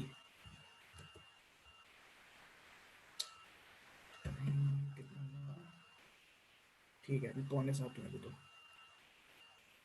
7 बजे के आसपास ब्रेक ले लेंगे। ठीक है, बातें बातें कर लेंगे, क्या दिक्कत है। अभी तुम ये देखो, बस वो सी आउट वाली बात हो गई थी ना अपनी। अभी मैंने क्या किया था, डायरेक्ट सी आउट स्टेटमेंट से प्रिंट कराया था। सी आउट ए, फिर स्पेस दिया था, सी आउट बी, यहाँ फॉर्मेट स्पेसिफायर नहीं लिखे थे, फिर सी आउट सी, फिर सी आउट डी, कोई फॉर्मेट स्पेसिफायर नहीं था। एक कैरेक्टर बनाया था मैंने, कैरेक्टर सी था अपना, और उसको वैल्यू दी थी हमने ए। सिंगल कोट्स में लिखेंगे कैरेक्टर जब भी लिखेंगे, और कैरेक्टर में एक ही लेटर आएगा, स्पेस आएगी एक ही स्पेस आएगा, सिंबल आएगा एक ही सिंबल आएगा, ये याद रखना। ठीक है, कैरेक्टर में। उसके बाद हमने एक फ्लोट मतलब डेसिमल वैल्यू स्टोर कराएगा। डेसिमल वैल्यूज में हम पाई यूज कर लेंगे 3.14। ठीक है, तो हमने ऐसे प्रिंट कराया था। ये हमारा किसके तरीके से हो गया, ये हमारा हो गया C++ में हम ये यूज कर सकते हैं। लेकिन अगर यही हम C यूज कर रहे हो तो क्या करते हैं, प्रिंटफ, उसके बाद डबल कोट्स के अंदर परसेंटेज। अब चलो कोई बताते रहो कौन है भाई तुम्हारा, तो कोई बोलो, चलो अब बताओ इंटीजर के लिए क्या यूज करेंगे? परसेंटेज डी, परसेंटेज उसके डी बाद उसके कॉमा, बाद हाँ परसेंटेज, ए, फिर वापस परसेंटेज इसके डी करेंगे बाद ना, कॉमा 4 बार। तो हाँ जी, कॉम है ना। 4 बार लिख दो परसेंटेज डी। नहीं 4 बार नहीं, फिर 2 बार लिखेंगे परसेंटेज डी, क्योंकि देखो 2 इंटीजर अच्छा, है। एक बार Character भी अलग परसेंटेज होगा। सी और एक बार परसेंटेज एफ। हाँ, तो परसेंटेज सी, और फिर हमने लिख दिया यहाँ पे परसेंटेज एफ। ठीक है, उसके बाद यहाँ पे डालेंगे हम ए, क्या है, बी, सी, डी। अब तुम बताओ दोनों में से कौन सी ज्यादा बड़ी है? या तो सीधा लिखते जाओ सी आउट करके ए, और कुछ ध्यान नहीं रखना। जैसे स्टार्टिंग में आई थी ना क्वेश्चन कि 4 डी लिखने हैं, 2 डी लिखने हैं, सी एफ, मैंने बोला भूल जाओ सी एफ डी एफ सब। अगर हम सब भूल जाएं और बस डायरेक्ट बोलें सी आउट ए स्पेस सी आउट बी सी डी, हो गया खत्म। तो ऊपर वाली स्टेटमेंट ज्यादा बढ़िया है ना, काफी लिखने में आसान है, काफी चीजें मतलब ध्यान नहीं देनी पड़ती काफी बातों पे, तो हमें कंपैरेटिवली आसान पड़ेगा प्रोग्राम लिखना। मतलब हमें काफी छोटी बातों पे ध्यान नहीं देना पड़ेगा एकदम ही। कि परसेंटेज डी अब लगाना है, परसेंटेज एफ अब लगाना है। ये एक फायदा मिलता है कंपैरेटिवली। तो यहाँ से प्रिंट वाला क्लियर हो गया ना, मतलब अब ये समझ गया आप सी आउट से प्रिंट होता है ना। अब एक बात बताओ, मुझे बस एक सिंपल सी आउट कराना है, मुझे कोई भी स्टेटमेंट सी आउट कराना है। माय नेम इज प्रज्वल, ठीक है। डबल कोट्स के अंदर आप जो भी चीज लिख रहे हो, मतलब डबल कोट्स में आप आराम से लिखो, कुछ भी लिखो। डबल कोट्स में आप स्ट्रिंग लिख सकते हो, आसान भाषा में। है स्ट्रिंग क्या है? कॉम्बिनेशन ऑफ लेटर्स या कॉम्बिनेशन ऑफ कैरेक्टर्स। और अच्छा जो लाइन है, प्रिसाइज लाइन है, कॉम्बिनेशन ऑफ कैरेक्टर, @ एंड, ये सब भी यूज कर सकते हो यहाँ पे। तो जो भी आप स्ट्रिंग लिखते हो वैसे, तो जैसे मैंने इससे पहले वाले प्रोग्राम में स्पेस दी थी ना, मान लो आपने कोई वेरिएबल प्रिंट कराया, एग्जांपल इंट a b और c है वेरिएबल्स। a की वैल्यू हमने बोल दी 1 है, b की वैल्यू भी 1 है, c की वैल्यू 2 है, या c की कोई वैल्यू नहीं है अभी। अब एक बात बताओ मुझे, यहाँ पे मैंने सी आउट कराया ए के बाद स्पेस देनी है, तो मैं क्या करूँगा? स्पेस का मतलब एक स्ट्रिंग डाल दूंगा जिसके अंदर बस एक स्पेस होगी, मतलब तो ये भी तो एक स्ट्रिंग हो गई। यहाँ पे आप कैरेक्टर भी यूज कर सकते हो। अगर सिंगल स्पेस चाहिए तो आप इसको ऐसे भी लिख सकते हो, बस एक सिंगल ये लगाया स्पेस और आगे। तो अब ये बताओ मुझे, ये कैरेक्टर है या स्ट्रिंग है? कैरेक्टर है। कैरेक्टर है, ठीक है ना। अगर मैंने बोला यहाँ पे इनको डबल स्पेस देनी है, मैंने एक और स्पेस दे दी, अब बताओ ये सही है लिखना है या गलत है? एरर गलत है, स्ट्रिंग होगी। सही बात है, गलत है ना, तो स्ट्रिंग होगी। गलत है। तो स्ट्रिंग में क्या करूंगा मैं? डबल कोट कर दूंगा और 2 स्पेस दे दूंगा। अब सही सही है, है। ठीक है ना। तो ऐसे करके आप स्ट्रिंग पे स्पेस लो। अब आपको बी प्रिंट कराना है, बी कर लिया आपने, ठीक है। फिर हमने स्पेस देनी। और एक बात देखो, हेलो, ये बात ध्यान रखो, सी आउट से पहले जो ये होता है ना हमारा, ये वाला जो ऑपरेटर है, इसका भी नाम होगा यार, ऑपरेटर का नाम भूल रहा हूँ मैं, ठीक है ना। ये वाला जो अपना ऑपरेटर है, ये मतलब आपका आउटपुट करने के लिए है। आउटपुट मतलब देखो बाहर की तरफ इसका वो है ना, फेस ओपन हो रखा है, तो बाहर की तरफ फेस ओपन है, तो ये आउटपुट कराने के लिए ये वाला ऑपरेटर। ये चीज हम बाद में पढ़ेंगे। ये जैसे एक बात बताओ मुझे, ये ऑपरेटर आपको ग्रेटर जैसा लग रहा है ना, ग्रेटर देन, सही बात है ना। ऐसे ही ये वाले जो ऑपरेटर है, मतलब हमने ऑपरेटर यूज किया है यहाँ पे, और क्या, प्रिंट कराने के लिए। यही ऑपरेटर और भी चीजों के लिए यूज हो सकते हैं। इसे ऑपरेटर ओवरलोडिंग कहते हैं। ऑपरेटर ओवरलोडिंग के बारे में भी बढ़िया तरीके से बताता हूँ थोड़ा और। देखो एक तरीका बताऊँ बढ़िया, अभी चलो बाद में कराता हूँ। पहले अभी यहाँ तक क्लियर है ना आपको कि ऐसे करके आप स्पेस दोगे, ऐसे सब। अब एक हल्के सा चेंज और बताया तो, अभी आपने सी में देखा होगा, जितनी भी चीजें आपको यूज करनी पड़ती है, जितने भी वेरिएबल्स आप यूज कर रहे हो, वो स्टार्टिंग में डिफाइन करते हो ना प्रोग्राम के।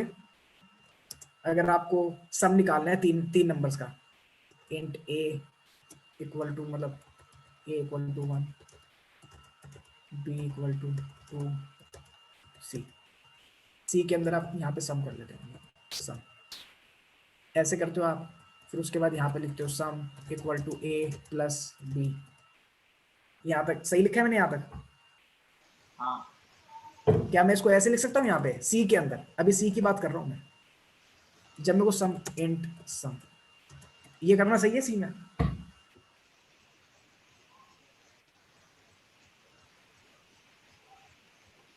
हेलो, नहीं है ना कि सी में सही है क्या? स्टार्टिंग में नहीं करते क्या हम सारे स्टार, वो मतलब डिफाइन स्टार्टिंग में ही करते हैं। सही तो लग रहा है। अबे मेरे साथ सी के अंदर स्टार्टिंग पे करते हैं शायद सारे डिफाइन। देखो मैंने भी सी काफी टाइम से नहीं छुई है, एक बार वो कर लेते हैं, सर्च कर लेते हैं भाई। सारे ऊपर ही होने चाहिए। अच्छा, क्या क्या क्या? सारे ऊपर होने चाहिए, एक लाइन में कोई रोल नहीं है। एक सेकंड रुक, अगर मैं ये करूँ, क्या नाम है यहाँ पे, a equal to a plus 1, अब सही है ये चीज? हाँ चलेगा, सही है, ना तो चाहिए, सही है।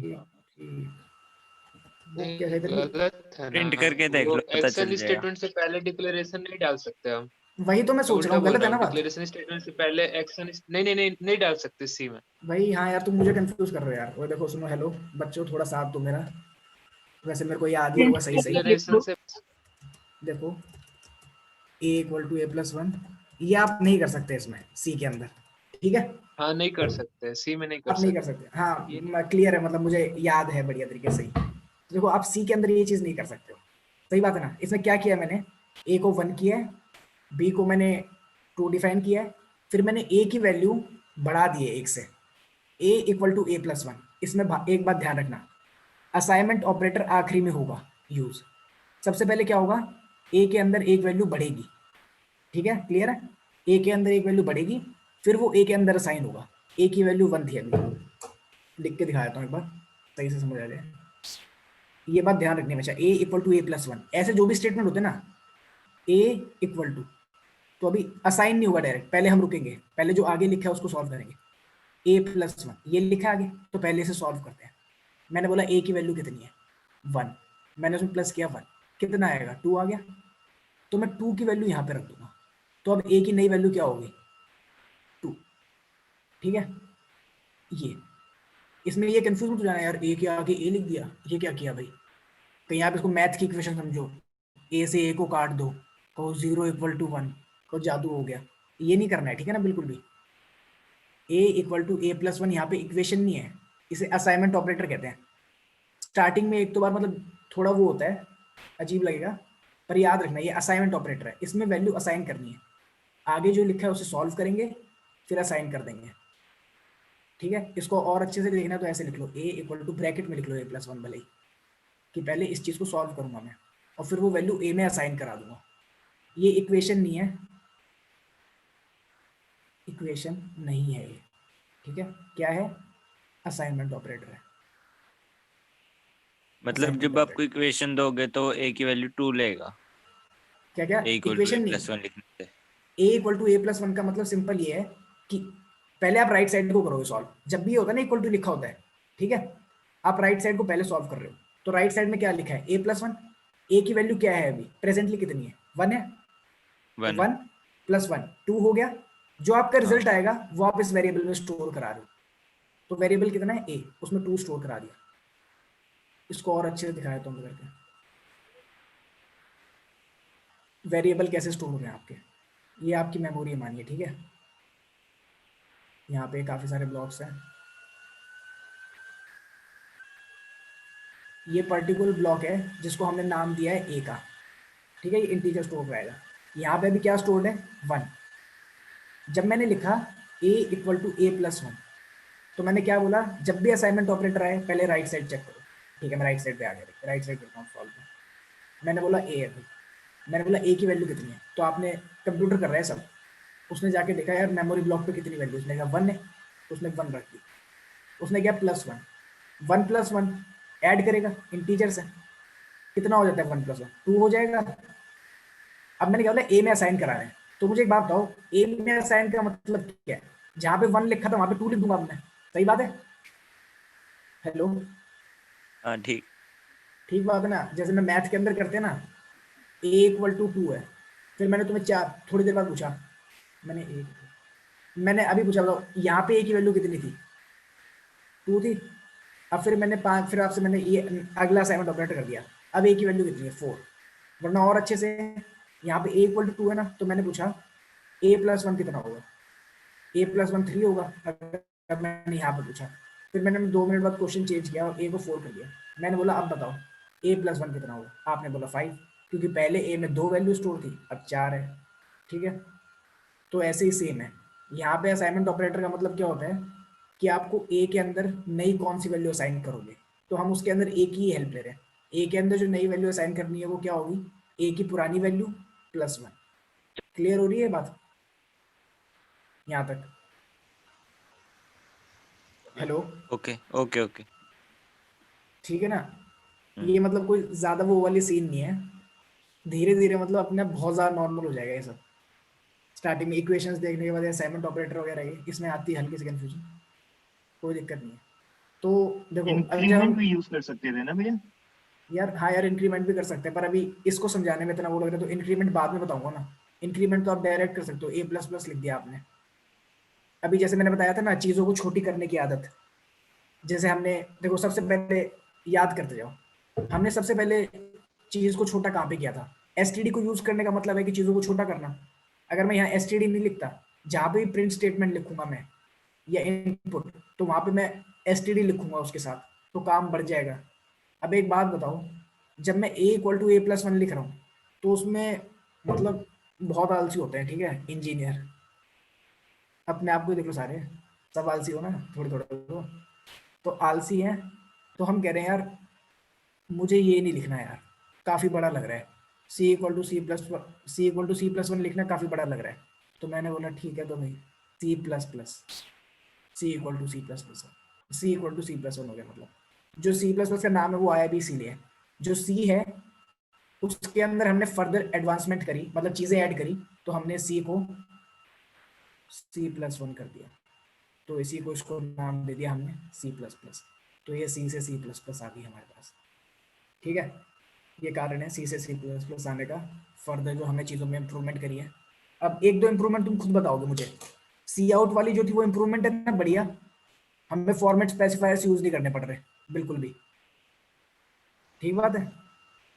तो वो एक इम्प्रूवमेंट। दूसरी इम्प्रूवमेंट अब पता लगेगी, पहले हम क्या होता था, जितने अगर हमने कोई भी एग्जीक्यूटेबल स्टेटमेंट लिख दिए पहले, अगर कोई भी चीज़, तो उसके बाद हम कोई भी चीज़ डिक्लेयर नहीं कर सकते। जो भी चीज़ डिक्लेयर करनी है वो प्रोग्राम के स्टार्ट में ही करनी है। तो int a equal to a+1, b equal to 2, फिर हमने असाइनमेंट ऑपरेटर से मतलब इंक्रीमेंट किया a के अंदर, a इक्वल टू a+1, फिर हमने बोला इंट सम। तो मैंने बोला भाई यहाँ पे एरर आ जाएगा, क्योंकि वो कहता है सारी स्टेटमेंट्स आपको, मतलब कोई भी एग्जीक्यूटिव स्टेटमेंट से पहले ही हर चीज़ आपको वो करनी है, डिक्लेयर करनी है। तो यहाँ पे हमारे पास एरर आ जाएगा। तो C++ ने एक छूट दे दी हमें। C++ ने बोला कहीं पे भी कुछ भी डिक्लेयर कर दो मेन के अंदर। मेरा मन किया, मैंने यहाँ पे इंट सम किया, आगे सम किया, फिर सम करने के बाद मैंने बोला यार अब मेरे को सब्ट्रैक्ट करने का मन हो रहा है।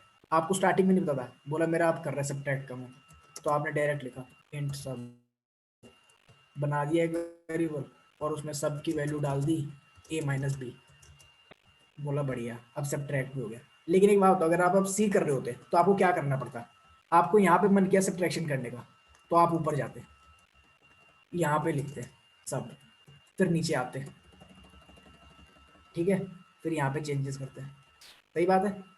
तो C++ क्या मदद कर रही है, C++ ये मेहनत रोक रही है कि इस पॉइंट से वापस ऊपर जाने की जो मेहनत है ना, कि भाई स्टार्टिंग में जाके डिक्लेयर करो, वो वाली मेहनत रोक रही है थोड़ी।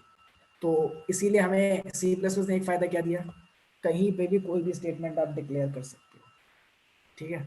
ये एक अगला फ़ायदा है C++ का जो हमें मिला है, कहीं पे भी कोई भी वेरिएबल आपको डिक्लेयर करना है वो आप कर सकते हो।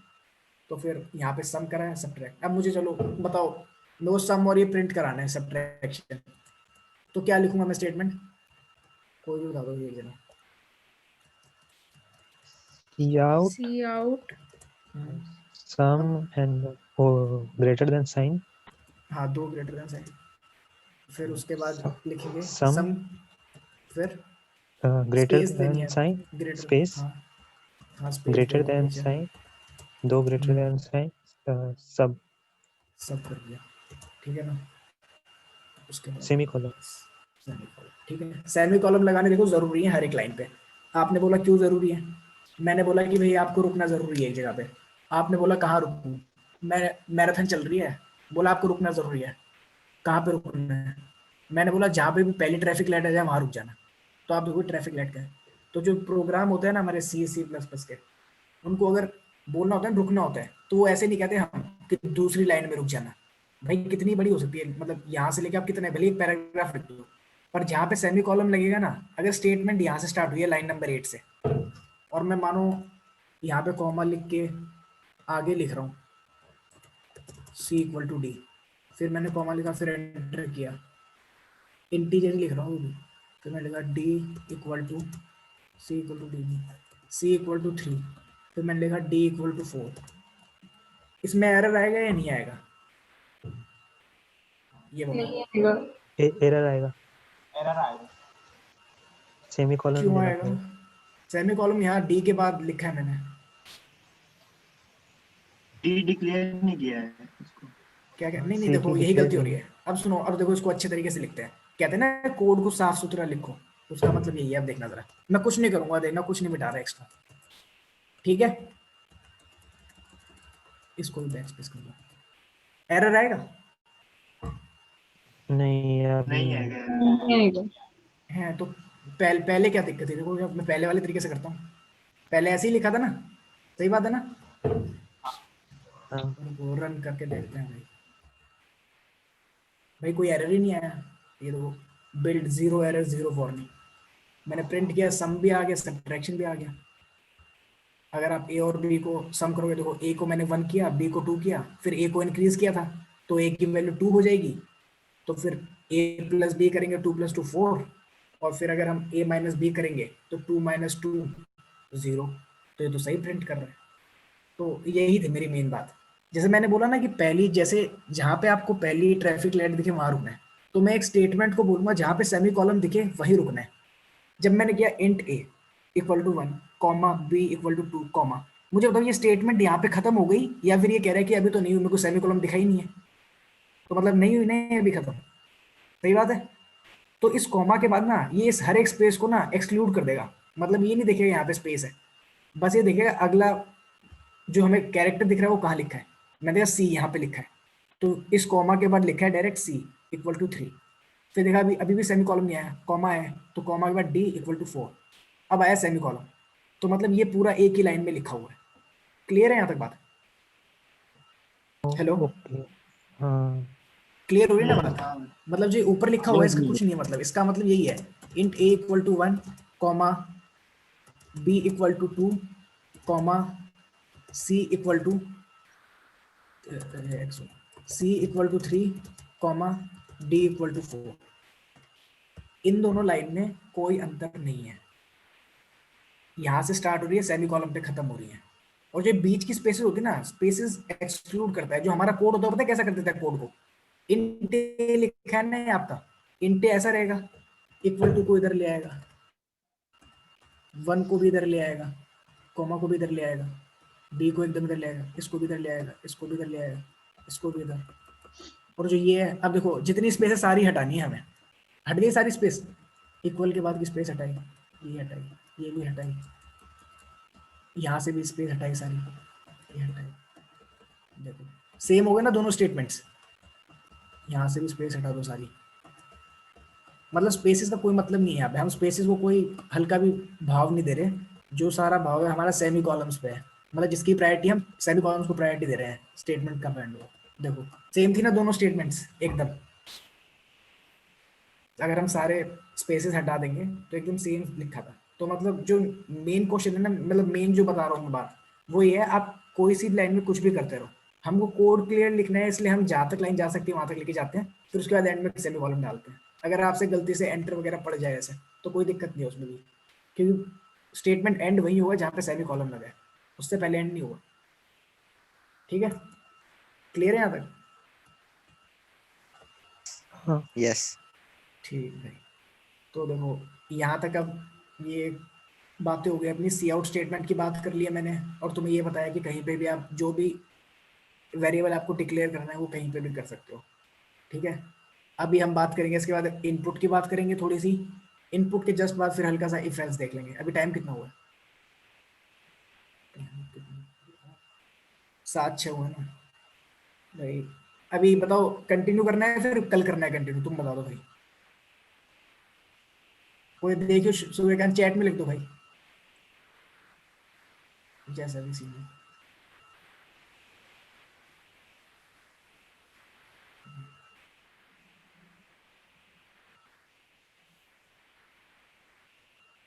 कंटिन्यू कल ठीक है। अच्छा नेट ओवर, ठीक है, कल भी होगी। अरे कल नहीं यार, वेडनेसडे को होगी मोस्ट प्रोबेबली, शायद कल या वेडनेसडे को।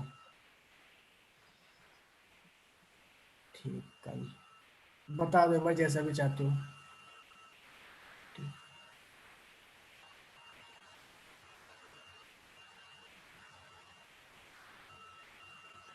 अच्छा असाइनमेंट ऑपरेटर है ये सोच के भाई, कोई सी नहीं हो यार ये कि। अच्छा प्रिंस भाई, और एक सुनो, एक बात सुनो, आज एक काम भी दे दूंगा आज तुम्हें।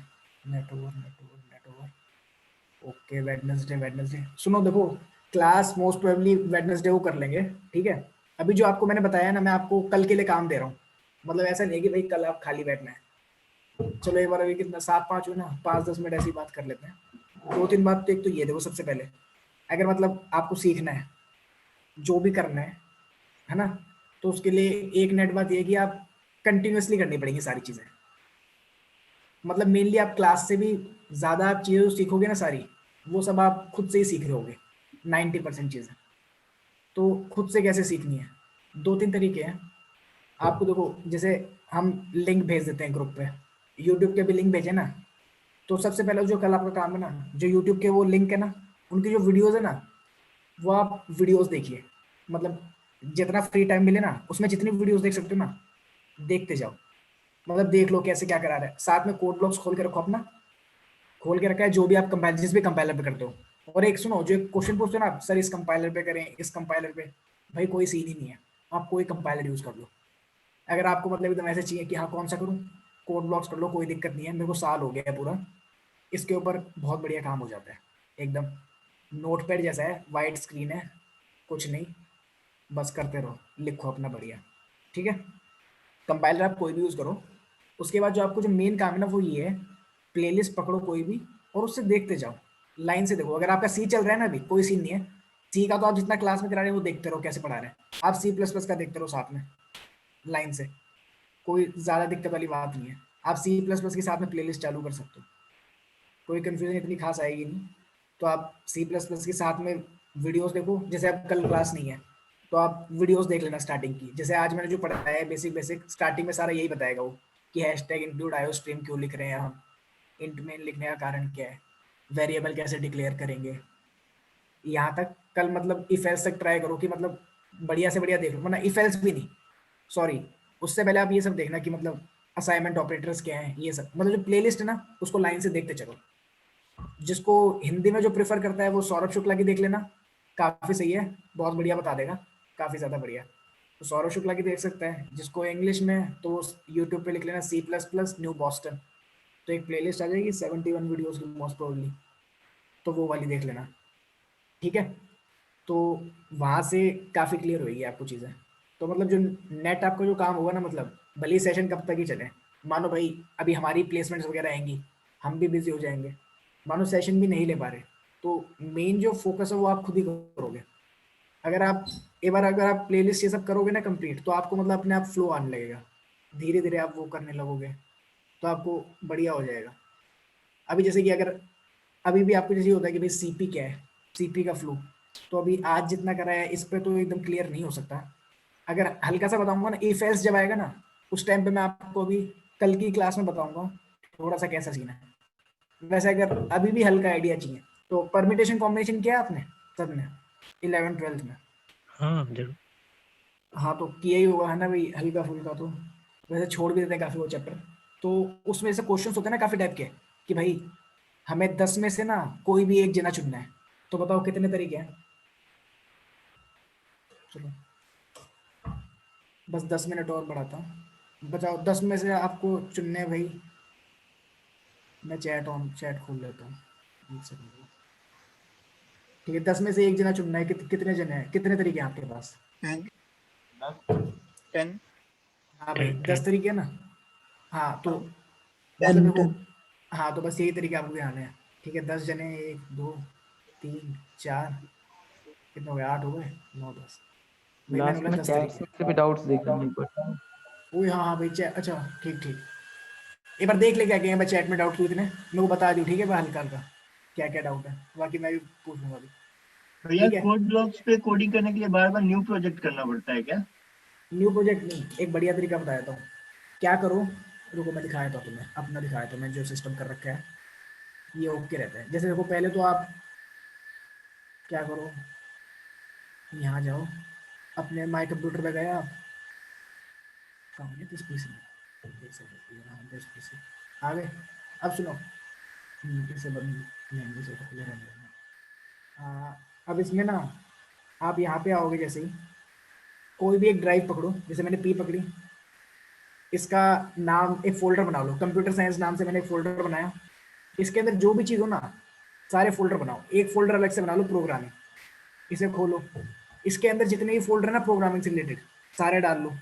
अब जैसे मानो आज का मैं लेक्चर ले रहा था, तो मैंने इसको कहाँ पे लिखा है, कैंपस चैप्टर, सीसी के नाम से सेव किया है, खोला, इसके अंदर मैंने देखो ये फाइल बना ली जो अपनी सीपीपी की थी, उसका नाम क्या रख दिया, बेसिक्स नाम रख दिया। तो अब ये कैसे करना है आपको, कुछ नहीं करना, कोड ब्लॉक्स खोला आपने, यहाँ पे लिखो कंट्रोल शिफ्ट एन, नई फाइल खुली, control shift N, new file खुल जाएगी। या फिर अगला तरीका है, यहाँ पे जाओ डायरेक्ट, है ना, और न्यू पे जाओ, empty file, control shift N shortcut है, ठीक है। या कंट्रोल एस दबाओ, सेव का ऑप्शन आएगा, यहाँ पे जाओ चूज कर लो। अब जैसे मैंने सेव की थी लास्ट टाइम यहाँ पे, तो ये लास्ट लोकेशन जहाँ सेव की थी ना वहीं आएगा। तो यहाँ पे आ गया, मानो इस वाले फोल्डर से रिलेटेड चीज़ है वो, तो यहाँ पे नाम लिखो .cpp और सेव कर दो, ठीक है। अभी मैंने सेव नहीं करी है, ऐसे करना है आपको। प्रोजेक्ट वाला तरीका भी बढ़िया हो सकता है, देख लेना वो भी, ठीक है। मतलब ये काफ़ी वो है, मतलब आप कैसे सेव का क्या कर रहे हो सेव वेव के लिए, वो आपके कंफर्टेबल, जितना कंफर्टेबल हो उसके हिसाब से। और ये मतलब प्रोजेक्ट वाले में भी convenient या वो पुराना भी आउटपुट दिखाने लग जाता है प्रोजेक्ट में। है, तो प्रोजेक्ट में मत किया करो, ऐसे कर लिया करो, ये वाला ओके रहता है। मतलब हर बार नई फाइल, और मानो आपको खोलनी है कोई पुरानी फाइल, तो कंट्रोल ओ दबाओ, जो भी फाइल खोलनी है, मानो यहाँ गया मैं प्रोग्रामिंग पे, ठीक है, कोई भी चला गया, मानो जैसे यहाँ पे कोड शेफ पे चला गया, इसमें अगस्त लंच टाइम पे गया, एलियन इन्वर्जन करके क्वेश्चन है, खोला, ये खुल गया इसका कोड अब जैसे डायरेक्ट, ठीक है। इस तरीके से ऐसे होते हैं देखो कोड, जब आगे करोगे तो इस टाइप से कोड होंगे भाई, एरे बनती हैं, ठीक है। एरे के अंदर अब देखो फंक्शन बना रखा है। अब मुझे चलो एक छोटी सी बात बता दो, आज मैंने फंक्शन था ना, इस फंक्शन का नाम क्या है? बूल। नहीं Bool नहीं, का फंक्शन का नाम Boolean। कैन अच्छा है ना, कैन फंक्शन का कैन नाम कैन, ठीक है ना। इसमें बूल जो है आपका ये रिटर्न टाइप है। अब बुलियन बूल हो क्या गया, होता है, ये बस बुलियन हाँ ट्रू बुलियन, फॉल्स के लिए बस ना। ट्रू या फॉल्स करेगा रिटर्न, ठीक है ना। देखो मैंने रिटर्न क्या कर रखा है, रिटर्न फॉल्स, है ना, या फिर रिटर्न ट्रू, बस दो ही चीज रिटर्न करेंगे ना। तो किस टाइप की वैल्यू रिटर्न कर रहे हैं, बुलन टाइप की, ठीक है। फंक्शन का नाम क्या है, कैन। और ये आगे वाली बात कल बताता हूँ बाद में, कल भी नहीं, ये और बात बताऊंगा थोड़ा। ये पैरामीटर होते हैं, किस टाइप के पैरामीटर आएंगे, ठीक है। ये एक और फंक्शन है, एक ये बार कैसी वैल्यू रिटर्न कोड शेफ करेगा। का दिखा दो, एक बार कोड शेफ, बच्चे बोल रहे हैं अच्छा, कोड से में क्या दिखाना कोड है? शेफ पे कैसे करते हैं, मतलब क्वेश्चन ओहो, अच्छा यार, अभी क्वेश्चंस वैसे यार कैसे अभी करने, मतलब लाइक क्वेश्चन ठीक ठीक, देते हाँ। हैं। ओहो, अभी वैसे कोड शेफ मत करना अभी चालू भाई, मतलब कोड शेफ मैंने खुद भी देखो पहले फ्री हैंड करती थी, मतलब जस्ट कि मानो कोई भी क्वेश्चन होता है ना, मैं जैसे अभी मैं करा रहा हूँ सेशन पे, तो मैं आपको क्वेश्चन बताऊंगा अभी धीरे धीरे, तो आप फ्री हैंड वो क्वेश्चंस करो, उसके बाद कोड शेफ चालू कर लेना। वैसे बताया तो कोड शेफ पे क्या सीन है थोड़ा सा, पर अभी डायरेक्ट मत करना अभी चालू, मैं यही प्रेफर करूंगा। अगर आपने थोड़ी बहुत कर रखी है प्रोग्रामिंग, तो हैकर रैंक से चालू कर लो, सी और C++ वाला। बाकी अभी ज़्यादा मत करो, क्योंकि उधर काफ़ी सारी ट्रिक्स हैं जो कि मतलब आपको पता होनी चाहिए हल्की हल्की, उससे फ़ायदा मिल जाता है, ठीक है। तो अभी रुको कोड शेफ का बताता हूँ, 2 मिनट में बताया था, ठीक है, खोल के दिखा दूंगा। तो फिर अभी कहाँ पे थे अपन? हाँ, तो ये वाला क्वेश्चन था ना, तो 10 तरीके हो गए। अब मैंने इनमें से ये चुन लिया, अब मैंने बोला कि भाई अगला जना चुनना है, उसके कितने तरीके हैं मेरे पास, बताओ। 9। 9 तरीके बचे। अगला जना चुनना है, उसके कितने तरीके हैं मेरे पास?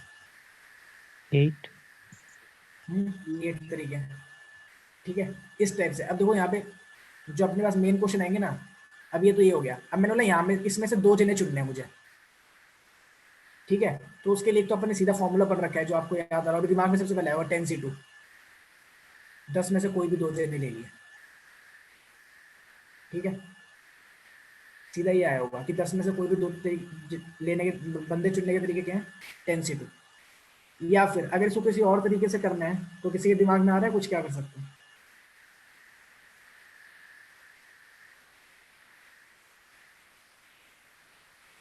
हेलो, क्वेश्चन रिपीट कर सकते हैं?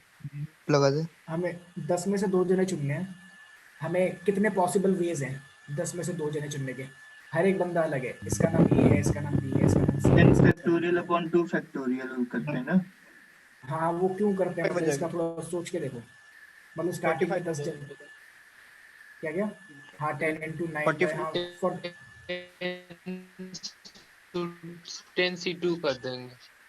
हाँ, तो 10C2 करा के 45। देखो। अब उसको सुनो, हेलो, अब ये वाली बात ध्यान से सुनना, और यहाँ पे किसी को भी कंफ्यूजन आए तो बताना। स्टार्टिंग में मैं कह सकता हूँ 10 जने हैं, तो मैंने बोला 10 में से कोई एक चुनना है, तो मैंने क्या बोला, कितने तरीके हैं मेरे पास, एक जना चुनना है बस। 10C1 10C1 नहीं, 10C1 मत बोलो, 10 तरीके है ना। मैंने बोला एक बॉटल है, दूसरी बॉटल है, तीसरी, चौथी, 5वीं, 6ठी, 7वीं, 8वीं, 9वीं, 10वीं, एक बॉटल उठाने के कितने तरीके हैं? या तो ये उठाऊंगा, या ये उठाऊंगा, या ये उठाऊंगा, या ये, तो 10 तरीके हैं 10 ना, ways 10 वेज, n तरीके। बस CV का यूज ही मत करो बिल्कुल भी। मैंने बोला 10 तरीके। मैंने बोला अब मुझे एक बॉटल और उठानी है, ठीक है ना, मैंने बोला 2 उठानी है टोटल, तो देख 10 है। अब मैंने बोला 10 में से एक तो उठा लिया मैंने, तो मैंने कोई भी एक उठा ली, तो मैंने एक हटा दी पहले यहाँ से, ठीक है, एक बॉटल हट गई। अब कितनी बॉटल्स बची मेरे पास? 9 9 बॉटल्स बची। हर एक बॉटल का नाम कर लेते हैं, B, C, D, E, F, G, H, I और J, और जो हमने हटाई है वो A मान लेते हैं। अब देखो 10 × 9, ये हमने 2 बॉटल चुन ली। पर एक बात बताओ मुझे, एग्जाम्पल लो, मैंने पहली बारी में जो बॉटल उठाई थी ना वो थी A, ठीक है, दूसरी बारी में जो बॉटल उठाई वो थी F। तो एक बात बताओ, पहली बारी में ऐसा सीन आ सकता है मैं F उठाऊंगा, हेलो, हाँ जी। हाँ इन 10 वेज में हमने काउंट हाँ, किया आ ना कि सकता है। F उठाऊंगा, तो F उठाऊंगा, तो उस केस में मैंने F वाली बॉटल हटा दी इसमें से, ठीक है, F वाली बॉटल हटा दी, इरेजर छोटा करें, अच्छा यहाँ से हो जाएगा,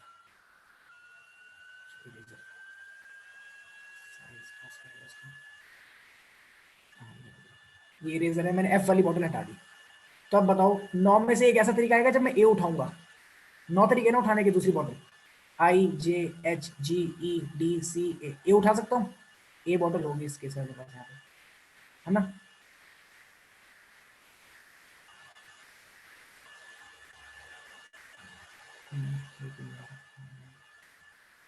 तो ऐसा केस आ सकता है कि मैं 2 उठा सकता हूँ। तो अभी ध्यान से क्लियर हुआ ना, पहली बारी में क्या किया मैंने बोला 10 तरीके हैं बॉटल उठाने के, तो मैंने A बॉटल उठा ली, ठीक है, A बॉटल उठाई और उठा के कहाँ रख दी, यहाँ पे रख दी, ठीक है, तो A हट गई मेरे पास। अब मेरे पास 9 बॉटल्स बची, तो 9 में से मैंने बोला F उठाई मैंने, तो एक केस ऐसा, ये एक पर्टिकुलर केस बता रहा हूँ, F थी यहाँ पे, F उठाई मैंने, F उठा के यहाँ रख दिया, तो AF आ गया।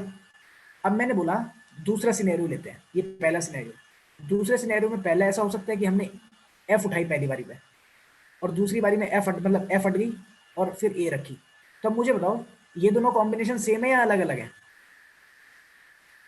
A और F, F और A, मैंने बोला था 2 बॉटल उठानी है, दोनों बात सेम है या अलग अलग है? सेम है। सेम बात है, क्योंकि मैंने बोला बस बॉटल उठानी है, मैंने ये नहीं बोला पर्टिकुलर अरेंजमेंट में उठानी है ऐसा कुछ। तो एक बात बताओ, A और F के लिए ऐसा हो रहा है, सेम टू सेम B और C के लिए होगा?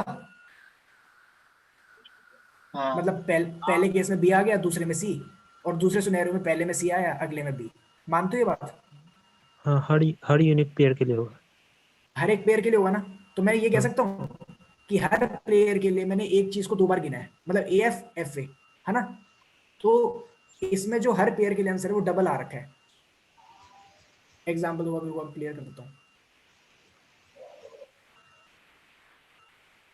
हर पेयर के लिए ABCD थे ना सारे पेयर अपने पास जो थे, तो मैं कह सकता हूँ देखो इसके अंदर एक पेयर ऐसा होगा AB, तो एक पेयर होगा BA, सही बात है। एक पेयर होगा AC, तो एक पेयर होगा CA, एक पेयर होगा AD, तो एक पेयर होगा DA, ऐसे ही एक पेयर होगा AF, तो एक पेयर होगा FA, ऐसे ही एक पेयर होगा CD, तो एक पेयर होगा DC। बताओ सही बात है यहाँ तक? पहले इतना बताओ मुझे। हाँ, और ये सारे पेयर सेम है ना, हाँ। है ना। तो अपने पास टोटल तरीके जो आए थे कि पहले हमने 10 बॉटल उठाई इनटू, उसके बाद हमने 9 बॉटल्स उठाई। यहाँ पे इनटू क्यों करा है? क्योंकि टोटल पॉसिबल वेज, एक तो तुम यार वो देखना एडिशन रूल और मल्टीप्लिकेशन रूल देखना, उसके लिए ही बताऊंगा तुम्हें। मतलब PNC हल्का हल्का स्टार्ट कर दो देखना। जैसे अगर तुम कह रहे हो CP स्टार्ट करनी है, तो तुम्हारे पास अभी 2 काम है, एक तो C++ करो और C करो, C भी कर लो कोई दिक्कत नहीं है, C++ दोनों चलने हो साथ में। और उसके साथ कोड शेफ वगैरह को अभी थोड़ी देर के लिए एक्सक्लूड करो, उसकी जगह आप क्या करो, PNC पढ़ो। और PNC कहाँ से पढ़ोगे? मैं अभी एक PDF डालता हूँ ग्रुप पे, ठीक है, RF ग्रिमाल्डी करके एक बुक है भाई, इतनी बेसिक लैंग्वेज है ना, मतलब हद से ज़्यादा बेसिक है, काफ़ी बेसिक लैंग्वेज में आपको काफ़ी क्लियरली समझ आएगा कैसे करना है, क्या करना है। तो फिर मतलब उसमें ना +2 के ऊपर के लेवल की है? नहीं नहीं नहीं नहीं नहीं, +2 से नहीं, 11th क्लास की है, मान के चलो 11th वाली PNC है सेम। मतलब स्टार्टिंग का चैप्टर है ना, सबसे पहला चैप्टर आपका जो 11th में पीएनसी कराई है ना, सबसे पहले तो बेसिक आपका काउंटिंग प्रिंसिपल, फिर अरेंजमेंट्स, फिर उसके बाद मल्टीनोमियल भी आपको कराया होगा शायद पहले, उस पर ध्यान नहीं देता मल्टीनोमियल पे कोई खास। तो एक दो चीजें हैं, तो बेसिक बातें ना आपको मतलब काफी क्लियरली समझ आएंगी। अगली क्लास में मैं एक बात और बता दूंगा कि बुक को कैसे पढ़ते हैं, तो इस क्वेश्चन को एक बार खत्म कर देते हैं बस। तो मतलब हर एक 2 बार रिपीट हो रहे हैं तो इसको 2 से डिवाइड कर देंगे, तो उसका मतलब हमने जितने भी एक्स्ट्रा केसेस थे उन सबको हटा दिया। तो फिर यहाँ पे अपने पास आंसर कितना आ गया, 9 × 5 आ गया, वो कितना हो गया 45, जो कि स्टार्टिंग में आंसर बोल रहे थे सब 10 से 2, ये हमारा वो वाला आंसर हो गया। ठीक है ना। तो इस टाइप का कुछ होता है बस, कि मतलब आपको देखना होता है किस तरीके से चीज़ों को लें, कि अगर आपके पास 10 चीज़ें हैं तो उनमें से 10 चुन ली, फिर उसमें से कितनी बची। तो जैसे अभी यहाँ पे हल्का हल्का चलाया ना, इस टाइप का होता है। इससे स्टार्टिंग में काफ़ी बेसिक से चालू करेंगे, बाद में क्वेश्चन ऐसे होते जाएंगे कि इस टाइप के सवाल आ रहे हैं, और भी एक अलग तरीके मतलब बेसिक भी आएंगे, और काफ़ी इस टाइप से रहता है। तो अभी जो आपका अगला काम है, पहले जो सी वाला वो भेजा होगा ना, वो देख लेना। बाकी अब डाउट बता दो यार, बस खत्म करते हैं, सही वाला किसका जाएगा है क्या सूर्यकांत को? किसी को डाउट है तो बोल के पूछ लो यार डायरेक्ट, अगर हो तो किसी को। भैया जो गूगल समर ऑफ कोड है वो भी कॉम्पिटिटिव प्रोग्रामिंग से रिलेटेड है? नहीं यार, वो कॉम्पिटिटिव प्रोग्रामिंग से रिलेटेड नहीं है। Google summer of open code वो सोर्स। तुम्हारा क्या ओपन, हम ओपन सोर्स से रिलेटेड है। ओपन सोर्स तुम्हारा क्या होता है, उसका देखो कुछ ऐसा सीन है। हाँ, जैसे वेबसाइट बनते हुए देखी है तुमने, वेबसाइट बनाते हैं लोग, है ना। एक बात बताओ, तुम इंटरनेट के ऊपर मैसेज भेज सकता हूँ ना मैं तुम्हें, हाँ और तुम मुझे, तो उसके लिए भी कुछ ना कुछ होता होगा, सही बात है होता है ना।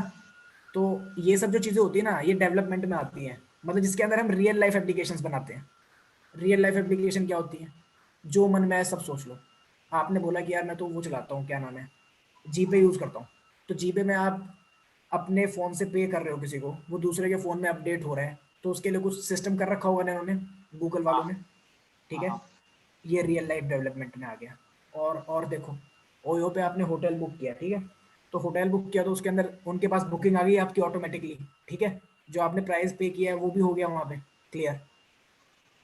तो फिर ये भी ऑटोमेटिकली हुआ है, ये भी रियल लाइफ डेवलपमेंट में आ गया। और केसेस लो आप, क्या नाम है, हाँ, आप ये मोज़िला फायरफॉक्स यूज़ कर रहे हो, ब्राउज़र है ना, उस पे आप www.google.com लिख रहे हो, गूगल खुल गया ना। हेलो, उसमें गूगल खुल गया, उसमें गूगल खुल गया, आपने google.com लिखा तो मतलब उसके लिए भी आप अलग से किसी ने कोडिंग कर रखी है, जिससे कि वो अपने आप समझता जा रहा है जो आप लिख रहे हो, कंप्यूटर समझता जा रहा है उन सब बातों को। तो ये सारी चीज़ें जो हैं आपकी डेवलप इसमें आ जाती है, आपके ओपन सोर्स प्रोजेक्ट, मतलब रियल लाइफ डेवलपमेंट कहेंगे ना, जो आपके रियल लाइफ प्रोजेक्ट चल रहे होते हैं। तो जो ऐसे प्रोजेक्ट अवेलेबल होते हैं ना ऑनलाइन इन सब चीज़ों के लिए, वो होते हैं तो ओपन सोर्स भैया प्रोजेक्ट। सी प्लस प्लस सीखने के बाद कौन सा ऑर्गेनाइजेशन है जो सी प्लस प्लस पे काम करता होगा जिसमें अप्लाई कर सकते हैं? यार सी प्लस प्लस पे डायरेक्टली कोई काम नहीं करता। सी प्लस प्लस क्या है कि आपको, अगर आप सी प्लस प्लस सीख लोगे ना, मैं क्लियर बात बताऊँ, सी प्लस प्लस सीखने के बाद आपको पाइथन का बेसिक सीखने में टाइम जो लगेगा वो लगेगा 3 से 4 दिन। ठीक है, एक बार आप सी प्लस प्लस हो जाएगा, 4 दिन में आप पाइथन सीख सकते हो मेनली। उसके बाद जो डेवलपमेंट वाला पार्ट है ना आपका, उसके लिए आपको पर्टिकुलरली चीज़ें अलग से थोड़ी सीखनी पड़ेंगी। पर जो भी चीज़ें होती है ना वो आप बहुत ईजिली ग्रास्प कर लोगे, क्योंकि जो सीपीयू होती है ना आपकी, उसका एक मतलब मेन जो मोटिव होता है वो आपको हर चीज़ बढ़िया तरीके से सिखाता है कि लूप्स कैसे चल रहे हैं, है ना, आप कैसे चीज़ों को स्टोर करा रहे हो, अगर कहीं पे मेमोरी लीक हो रही है तो उसको कैसे हैंडल कर रहे हो, अगर एरे का मैक्सिमम साइज कितना ले सकते हैं, कितना नहीं ले सकते, उन सब चीज़ों को आपको रिफाइंड तरीके से करना पड़ेगा थोड़ा और। आपने भागना सीख लिया, अब मैं आपको फुटबॉल फेंक दूंगा आपके पाँव में, मैं कहूँगा इसको संभालो, ठीक है, तो आपको भागना आता है, तो उसके बाद आप एक चीज़ तो सीख गए, उसके बाद फुटबॉल कैसे संभालनी है उसमें आपको ओके हो जाएगा। अब आगे भागे, आपकी मसल्स वगैरह बढ़िया हो गई हैं, तो आप शूट मारोगे तो पावर आएगी उसमें ऑटोमेटिकली। ठीक है, तो तो डेवलपमेंट का सिर्फ थोड़ा सी ऐसा सीन। प्लस प्लस सीख के जी शॉक में अप्लाई नहीं कर सकते ना फिर? नहीं, मेनली क्या है ना, जी सॉक के अंदर लैंग्वेजेस होती है उनकी अपनी पॉपुलर, जैसे मेनली जो ओपन सोर्स में पॉपुलर लैंग्वेज है, जो जावास्क्रिप्ट है तुम्हारी, पाइथन है, पाइथन बहुत ज़्यादा है, फिर रूबी है, ऐसे अलग अलग लैंग्वेजेस हैं। असल में पता है काफ़ी वास्ट फील्ड है। एक तरीके से तुम देखो ना, मतलब बहुत कुछ हो सकता है सीखने को। जैसे कि एग्जांपल ले लो, फुटबॉल है, क्रिकेट है, सीखने को काफी चीजें है ना। हाँ तो हाँ आप स्टार्टिंग में जैसे स्कूल में होते हैं ना, 2-3 बच्चे होते हैं जो हर एक गेम खेल होते हैं बढ़िया से, उनमें एक चीज कॉमन होती है भाई, सबकी फिजिक बढ़िया है ना, मतलब हर चीज खेल सकते हैं, सीख लेते हैं थोड़े टाइम पे, ज्यादा बढ़िया नहीं सीख पाते, ओके ओके सीख लेते हैं। तो ऐसा ही होता है इंजीनियरिंग में, आपको मतलब अपनी फिजिक्स सुधारनी है एक तरीके से। वो आप कैसे कर रहे हो, सीपी कर रहे हो, उससे आपकी फिजिक चेक होगी कि हाँ भाई ये खेल लायक है। उसके बाद अनलिमिटेड नंबर ऑफ गेम्स हैं, हर एक को आप ट्राई करते जाओगे, ठीक है। ऐसे है। अगर आपको पर्टिकुलरली किसी में इंटरेस्ट हो, जैसे कि किसी भी चीज़ में, अगर आप यूट्यूब वगैरह करोगे, कि अगर वेब डी में आ रहा है, यूट्यूब से भी ज़्यादा बढ़िया सीनियर से बात कर लेना, ग्रुप्स वगैरह होते हैं ना अपने सारे, इसी में पूछ लिया करो हल्का फुल्का। जैसे कि ऐसे डाउट, मतलब कोई भी ऐसे डाउट तो आप पूछ सकते हो कि अगर वो सर अगर वेब डेवलपमेंट जैसे कह रहे हैं भैया, तो वो कैसे स्टार्ट करनी चाहिए, तो कोई ना कोई कुछ ना कुछ डाल देगा। आपने बोला कि भाई सर गेमिंग से रिलेटेड इसके लिए है अपने कुछ कॉलेज में, वो भी आप पूछ सकते हो। कोई और कोई भी चीज़ दिमाग में आ रही है, सर जैसे ऐप बनते हैं ये कैसे बनते हैं, इसके लिए भी कोई सेटिंग है क्या कॉलेज में, तो वो पूछ सकते हो आप। तो थोड़ा सा ऐसा है डेवलपमेंट का। मैं भी इस साइड में मैं ज़्यादा नहीं गया हूँ, मैंने भी लेट चालू किया थोड़ा करना। तो वही तो मैंने अभी बस मैं सीपी ही किया अभी।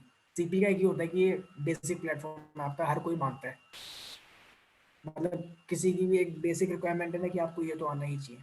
तो उसके लिए हर कोई बेसिक प्रोग्रामिंग, सीपी भी नहीं कहूँगा, प्रोग्रामिंग। सीपी में मैथमेटिक्स थोड़ी ज़्यादा आ जाती है कॉम्पिटिटिव प्रोग्रामिंग में। इसके अंदर आपसे कॉमन बातें, मतलब डाटा स्ट्रक्चर वगैरह थोड़े कॉमनली पूछते हैं, वो बता दूंगा मैं डाटा स्ट्रक्चर वगैरह क्या है, सब धीरे धीरे कर लेंगे।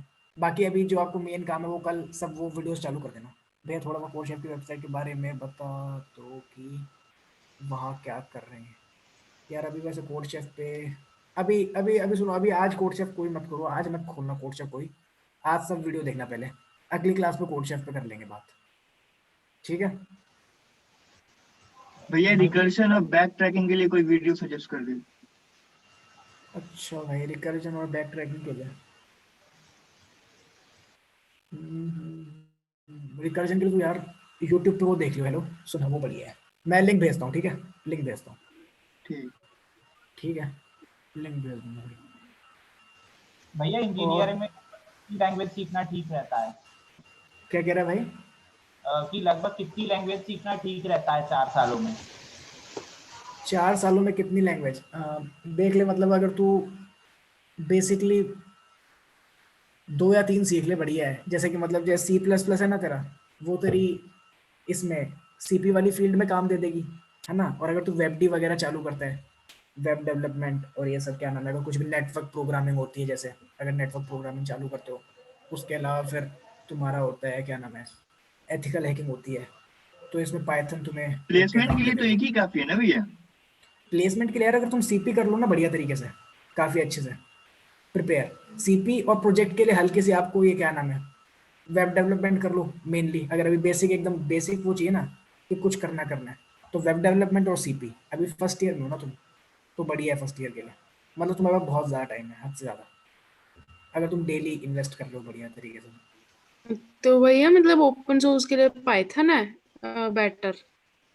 हाँ काफ़ी सही है, मतलब पाइथन अगर ओपन, वैसे एक बात बोल रहा हूँ, अगर ओपन सोर्स के लिए स्टार्ट कर रहे हो तो किसी जो सीनियर करता हो ना पहले से, उससे रिकमेंडेशन ले लेना कैसे स्टार्ट करना है, क्योंकि थोड़ी बहुत चीज़ें होती हैं उसके अंदर कि आपको हल्का सा गाइडेंस चाहिए उसके अंदर। मतलब आप डायरेक्टली नहीं जा सकते, जैसे आप कोई गेम खेलो तो आप कोच चाहिए होता है ना एक तरीके से, या फिर अगर आप खुद डिग कर सको इंटरनेट को बढ़िया तरीके से, तो एक वो तरीका है। तो इसलिए आप तो सीनियर से बात कर लेना, वही एक बार उसमें ग्रुप तो पे भैया डाल गिट देना। गिटहब भी सीखना पड़ेगा ना फिर तो। हाँ हाँ है, काफ़ी चीज़ें हैं थोड़ी बहुत इसमें है, ओपन सोर्स में है थोड़ी बहुत बातें, इस पे करते रहेंगे बात, इस पे भी ओपन सोर्स में भी। अगर मेरे भी दोस्त दोस्त होंगे तो मैं बता दूंगा, जैसे भी कि भाई अगर किसी को करनी हो पर्टिकुलरली बता देना, मैं जिन्हें जानता हूँ मैं उन्हें कह दूंगा भाई इनको बताओ कैसे स्टार्ट वगैरह करना है। थोड़े बहुत हैं करते हैं, मेरी क्लास में भी एक जना करता है, उसका वो है जीसो, तो भाई बता देना, कोई दिक्कत नहीं है। पर अभी तुम पहले ये स्टार्ट करो, कल वीडियोस देखनी है याद से, ठीक है। जो इंग्लिश में देखता है C++, न्यू बॉस्टन, और सी का जो काम है वो वाले देख लेना, हिंदी में देखना है तो वो सौरभ शुक्ला।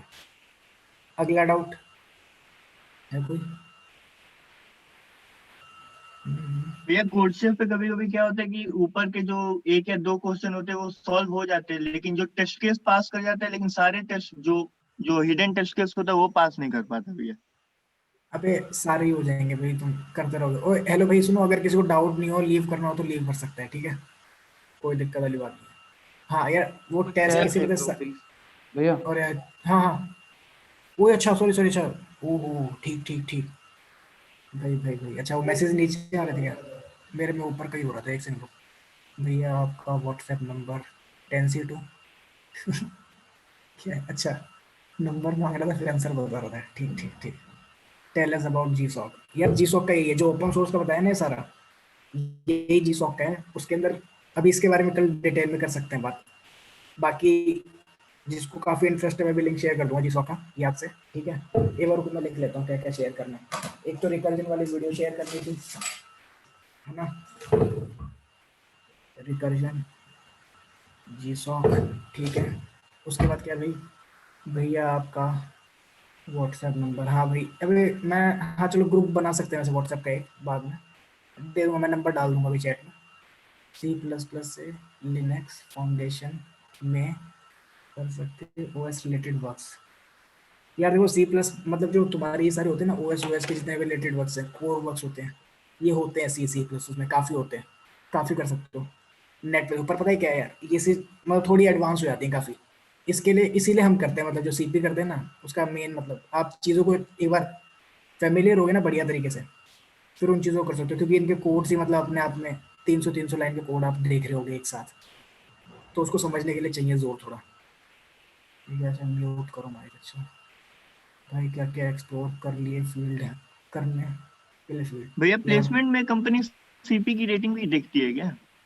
रेटिंग यार नहीं, अगर मतलब तेरी बढ़िया है तो मतलब तू अपने आप में बस एक वो दिखाता है कि मतलब हाँ भाई सही है, मतलब एक वो एज एज आता है कि हाँ इसने करी हुई है पहले कुछ काफ़ी, पर एज सच कोई रेटिंग का सीन नहीं है। अगर तू जो इंटरव्यू में बढ़िया कर रहा है ना परफॉर्म, तो काफ़ी बढ़िया बात है। मतलब मेन परफॉर्मेंस इंटरव्यू की मान ले तेरी 95% है और रेटिंग तेरी 5% है, ऐसा सीन मान। मेन तेरा इंटरव्यू के दिन तू कितना बढ़िया कर रहा है वो, और तू बढ़िया करेगा अगर तू रेगुलर करेगा तो। HTML CSS से वेब डी स्टार्ट करो, हाँ सही है, हाँ इससे ही कर लो भाई। A good programmer knows how to Google things learn it. हाँ मतलब वो गुड प्रोग्रामर सबसे बढ़िया चीज़ है, जिस भी चीज़ से आप टकराओ नई चीज़ से, है ना, जो भी चीज़ आए तो उसको मतलब देखो उस टाइम पे, मतलब ऐसा नहीं कि आप एक साथ सारी चीज़ें सीख जाओगे स्टार्टिंग में, धीरे धीरे सीखोगे। तो आप धीरे धीरे मतलब चेक करते रहो हर जैसे कोई भी नई चीज़ आई, कोई कंसेप्ट आपने पढ़ा नहीं हुआ, आपने देखा किसी मतलब कहीं पे गूगल पे लिखा होगा कि इस क्वेश्चन में ये कंसेप्ट यूज होगा, ठीक है, तो आप उसको कर सकते हो, मतलब गूगल करो फिर हल्का सा देखो, ग्रुप पे डाउट पूछ लो। लेकिन जैसे काफ़ी बेसिक चीज़ें होती है ना वो आप पता खुद कर सकते हो। जैसे एग्जाम्पल मान लो, जैसे जैसे प्रिंस काफ़ी बार डाउट डाल देता है ग्रुप पे, वो याद है पता नहीं इसने क्या डाला था, वो पता नहीं कमेंट कमेंट कर करके डाल दिया काफ़ी कुछ पूरा कोड, तो उसके अंदर पूरा लिख दिया कि ये लूप ऐसे ही चलेगा या फिर ये, तो उसके लिए आप मैंने बुक की PDF डाली थी, तो आप डायरेक्टली देख लो उसमें कि वॉइड फंक्शन क्या रिटर्न करता है, तो आप बुक से ये बुक क्या मतलब गूगल करो बस कि what is function of void, थोड़ा बहुत आपको समझ आएगा। वरना कल मैं आपको बता दूंगा कि बुक पढ़ने का तरीका क्या है। भैया आप बनाना कब तक हम लर्न कर पाएंगे? भाई बनना हम अच्छा ऐप बनाना ठीक ठीक APP। अच्छा ऐप बनाना यार, उसके लिए अलग से करना पड़ेगा आपको चालू सिस्टम थोड़ा हो जाएगा। जावा सीख लो, हाँ जावा सीख लो बढ़िया है, हाँ जावा से हो जाएगा बिल्कुल, सॉरी टाइपिंग मिस्टेक, कोई सीन नहीं भाई। ठीक, और किसी का कोई डाउट है इसके अलावा? इस साल की प्लेसमेंट कितनी दी भैया इस बार? इस बार यार सही है, थोड़ा सा वो है कोरोना का थोड़ा सा तो है, पर मतलब बढ़िया है। मतलब प्लेसमेंट अगर आप ये करते रहोगे ना, मतलब देखो प्लेसमेंट चाहिए तो मतलब इसके लिए डाटा स्ट्रक्चर वगैरह करने पड़ेंगे आपको, मतलब ये C++ CP वाला काम आप करते रहो रेगुलरली, ठीक है, और साथ में हल्का फुल्का अभी वेब डी वगैरह स्टार्ट कर लो अगर टाइम हो तो, हल्का एवरेज पैकेज कितना गया था? क्या एवरेज पैकेज अपने IT CS ब्रांच का? CS ब्रांच का एवरेज पैकेज देख, एवरेज ऐसे डिपेंड, मैं क्लियरली नहीं बता सकता, मैं TPC में नहीं हूँ, पर इतना पता है कि मेरे को कि काफ़ी कंपनियाँ आ जाती है ठीक ठाक, जैसे कि मतलब ऐसे काफ़ी कंपनियाँ ऐसे आती है कि 10 लाख पे उठा रही है, कोई 18 पे उठाने वाली भी आती है, 14 पे भी उठाने वाली आती है, 5 पे भी आती है, 7-8 पे काफ़ी आती हैं, तो इस टाइप से रहता है सिस्टम।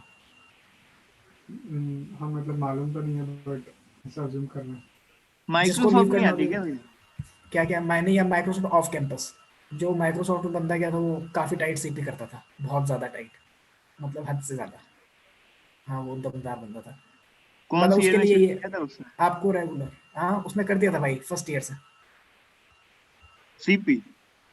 हाँ भाई फर्स्ट ईयर से, मतलब फर्स्ट ईयर से उसने करने चालू कर दिया था, मतलब सी सी प्लस प्लस वगैरह। सेकेंड ईयर से वो पूरा सीपी में आ गया था अच्छे से। तुम भी कर सकते हो, मतलब तुम सी सी प्लस प्लस करो अभी स्टार्टिंग में, बेसिकली जो तुम्हारा मेन काम है। भैया अमेजन में भी तो हुआ था प्लेसमेंट इस बार। हाँ हाँ अमेजोन में हुआ भाई, इस बार भी 5 बच्चे उठाए हैं अमेजोन में ऑफ कैंपस। इंटर्नशिप के लिए। क्या? मैं यार अभी मैं थर्ड ईयर में भी आया हूँ। हाँ मैं, और प्लेसमेंट हमारी अगस्त में हमारी स्टार्ट। इंटर्न वाले इंटर्न भी वो फोर्थ ईयर के लिए आई थी बस।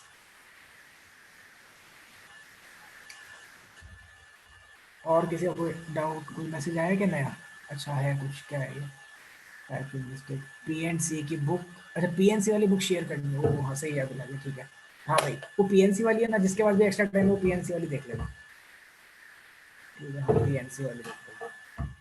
और क्या है, म्यूट कर लो। अच्छा तरुण कुल्लर गूगल, क्या बात है। हाँ भाई यही नाम है उसका। है कौन भाई, एसके भी कौन है? पिछले साल, पिछले साल तक है। मतलब 4 साल तक डेली 5-6 घंटे पढ़े तो लाइफ सेट है भाई। तब तो तेरे को अपने आप ही जिंदगी के मजे आ जाएंगे, अगर इतने काम पे अगर तुम डिवोट कर सकता है कोई भी जना। भले कोडिंग क्या हो, कुछ भी कर लो आप, 4 साल 5-6 घंटे कोई भी चीज़ करो प्रोडक्टिव, तो आप अलग लेवल पे हो गए। 4-5-6 घंटे आप 4 साल लगातार एक्सरसाइज करते रहो,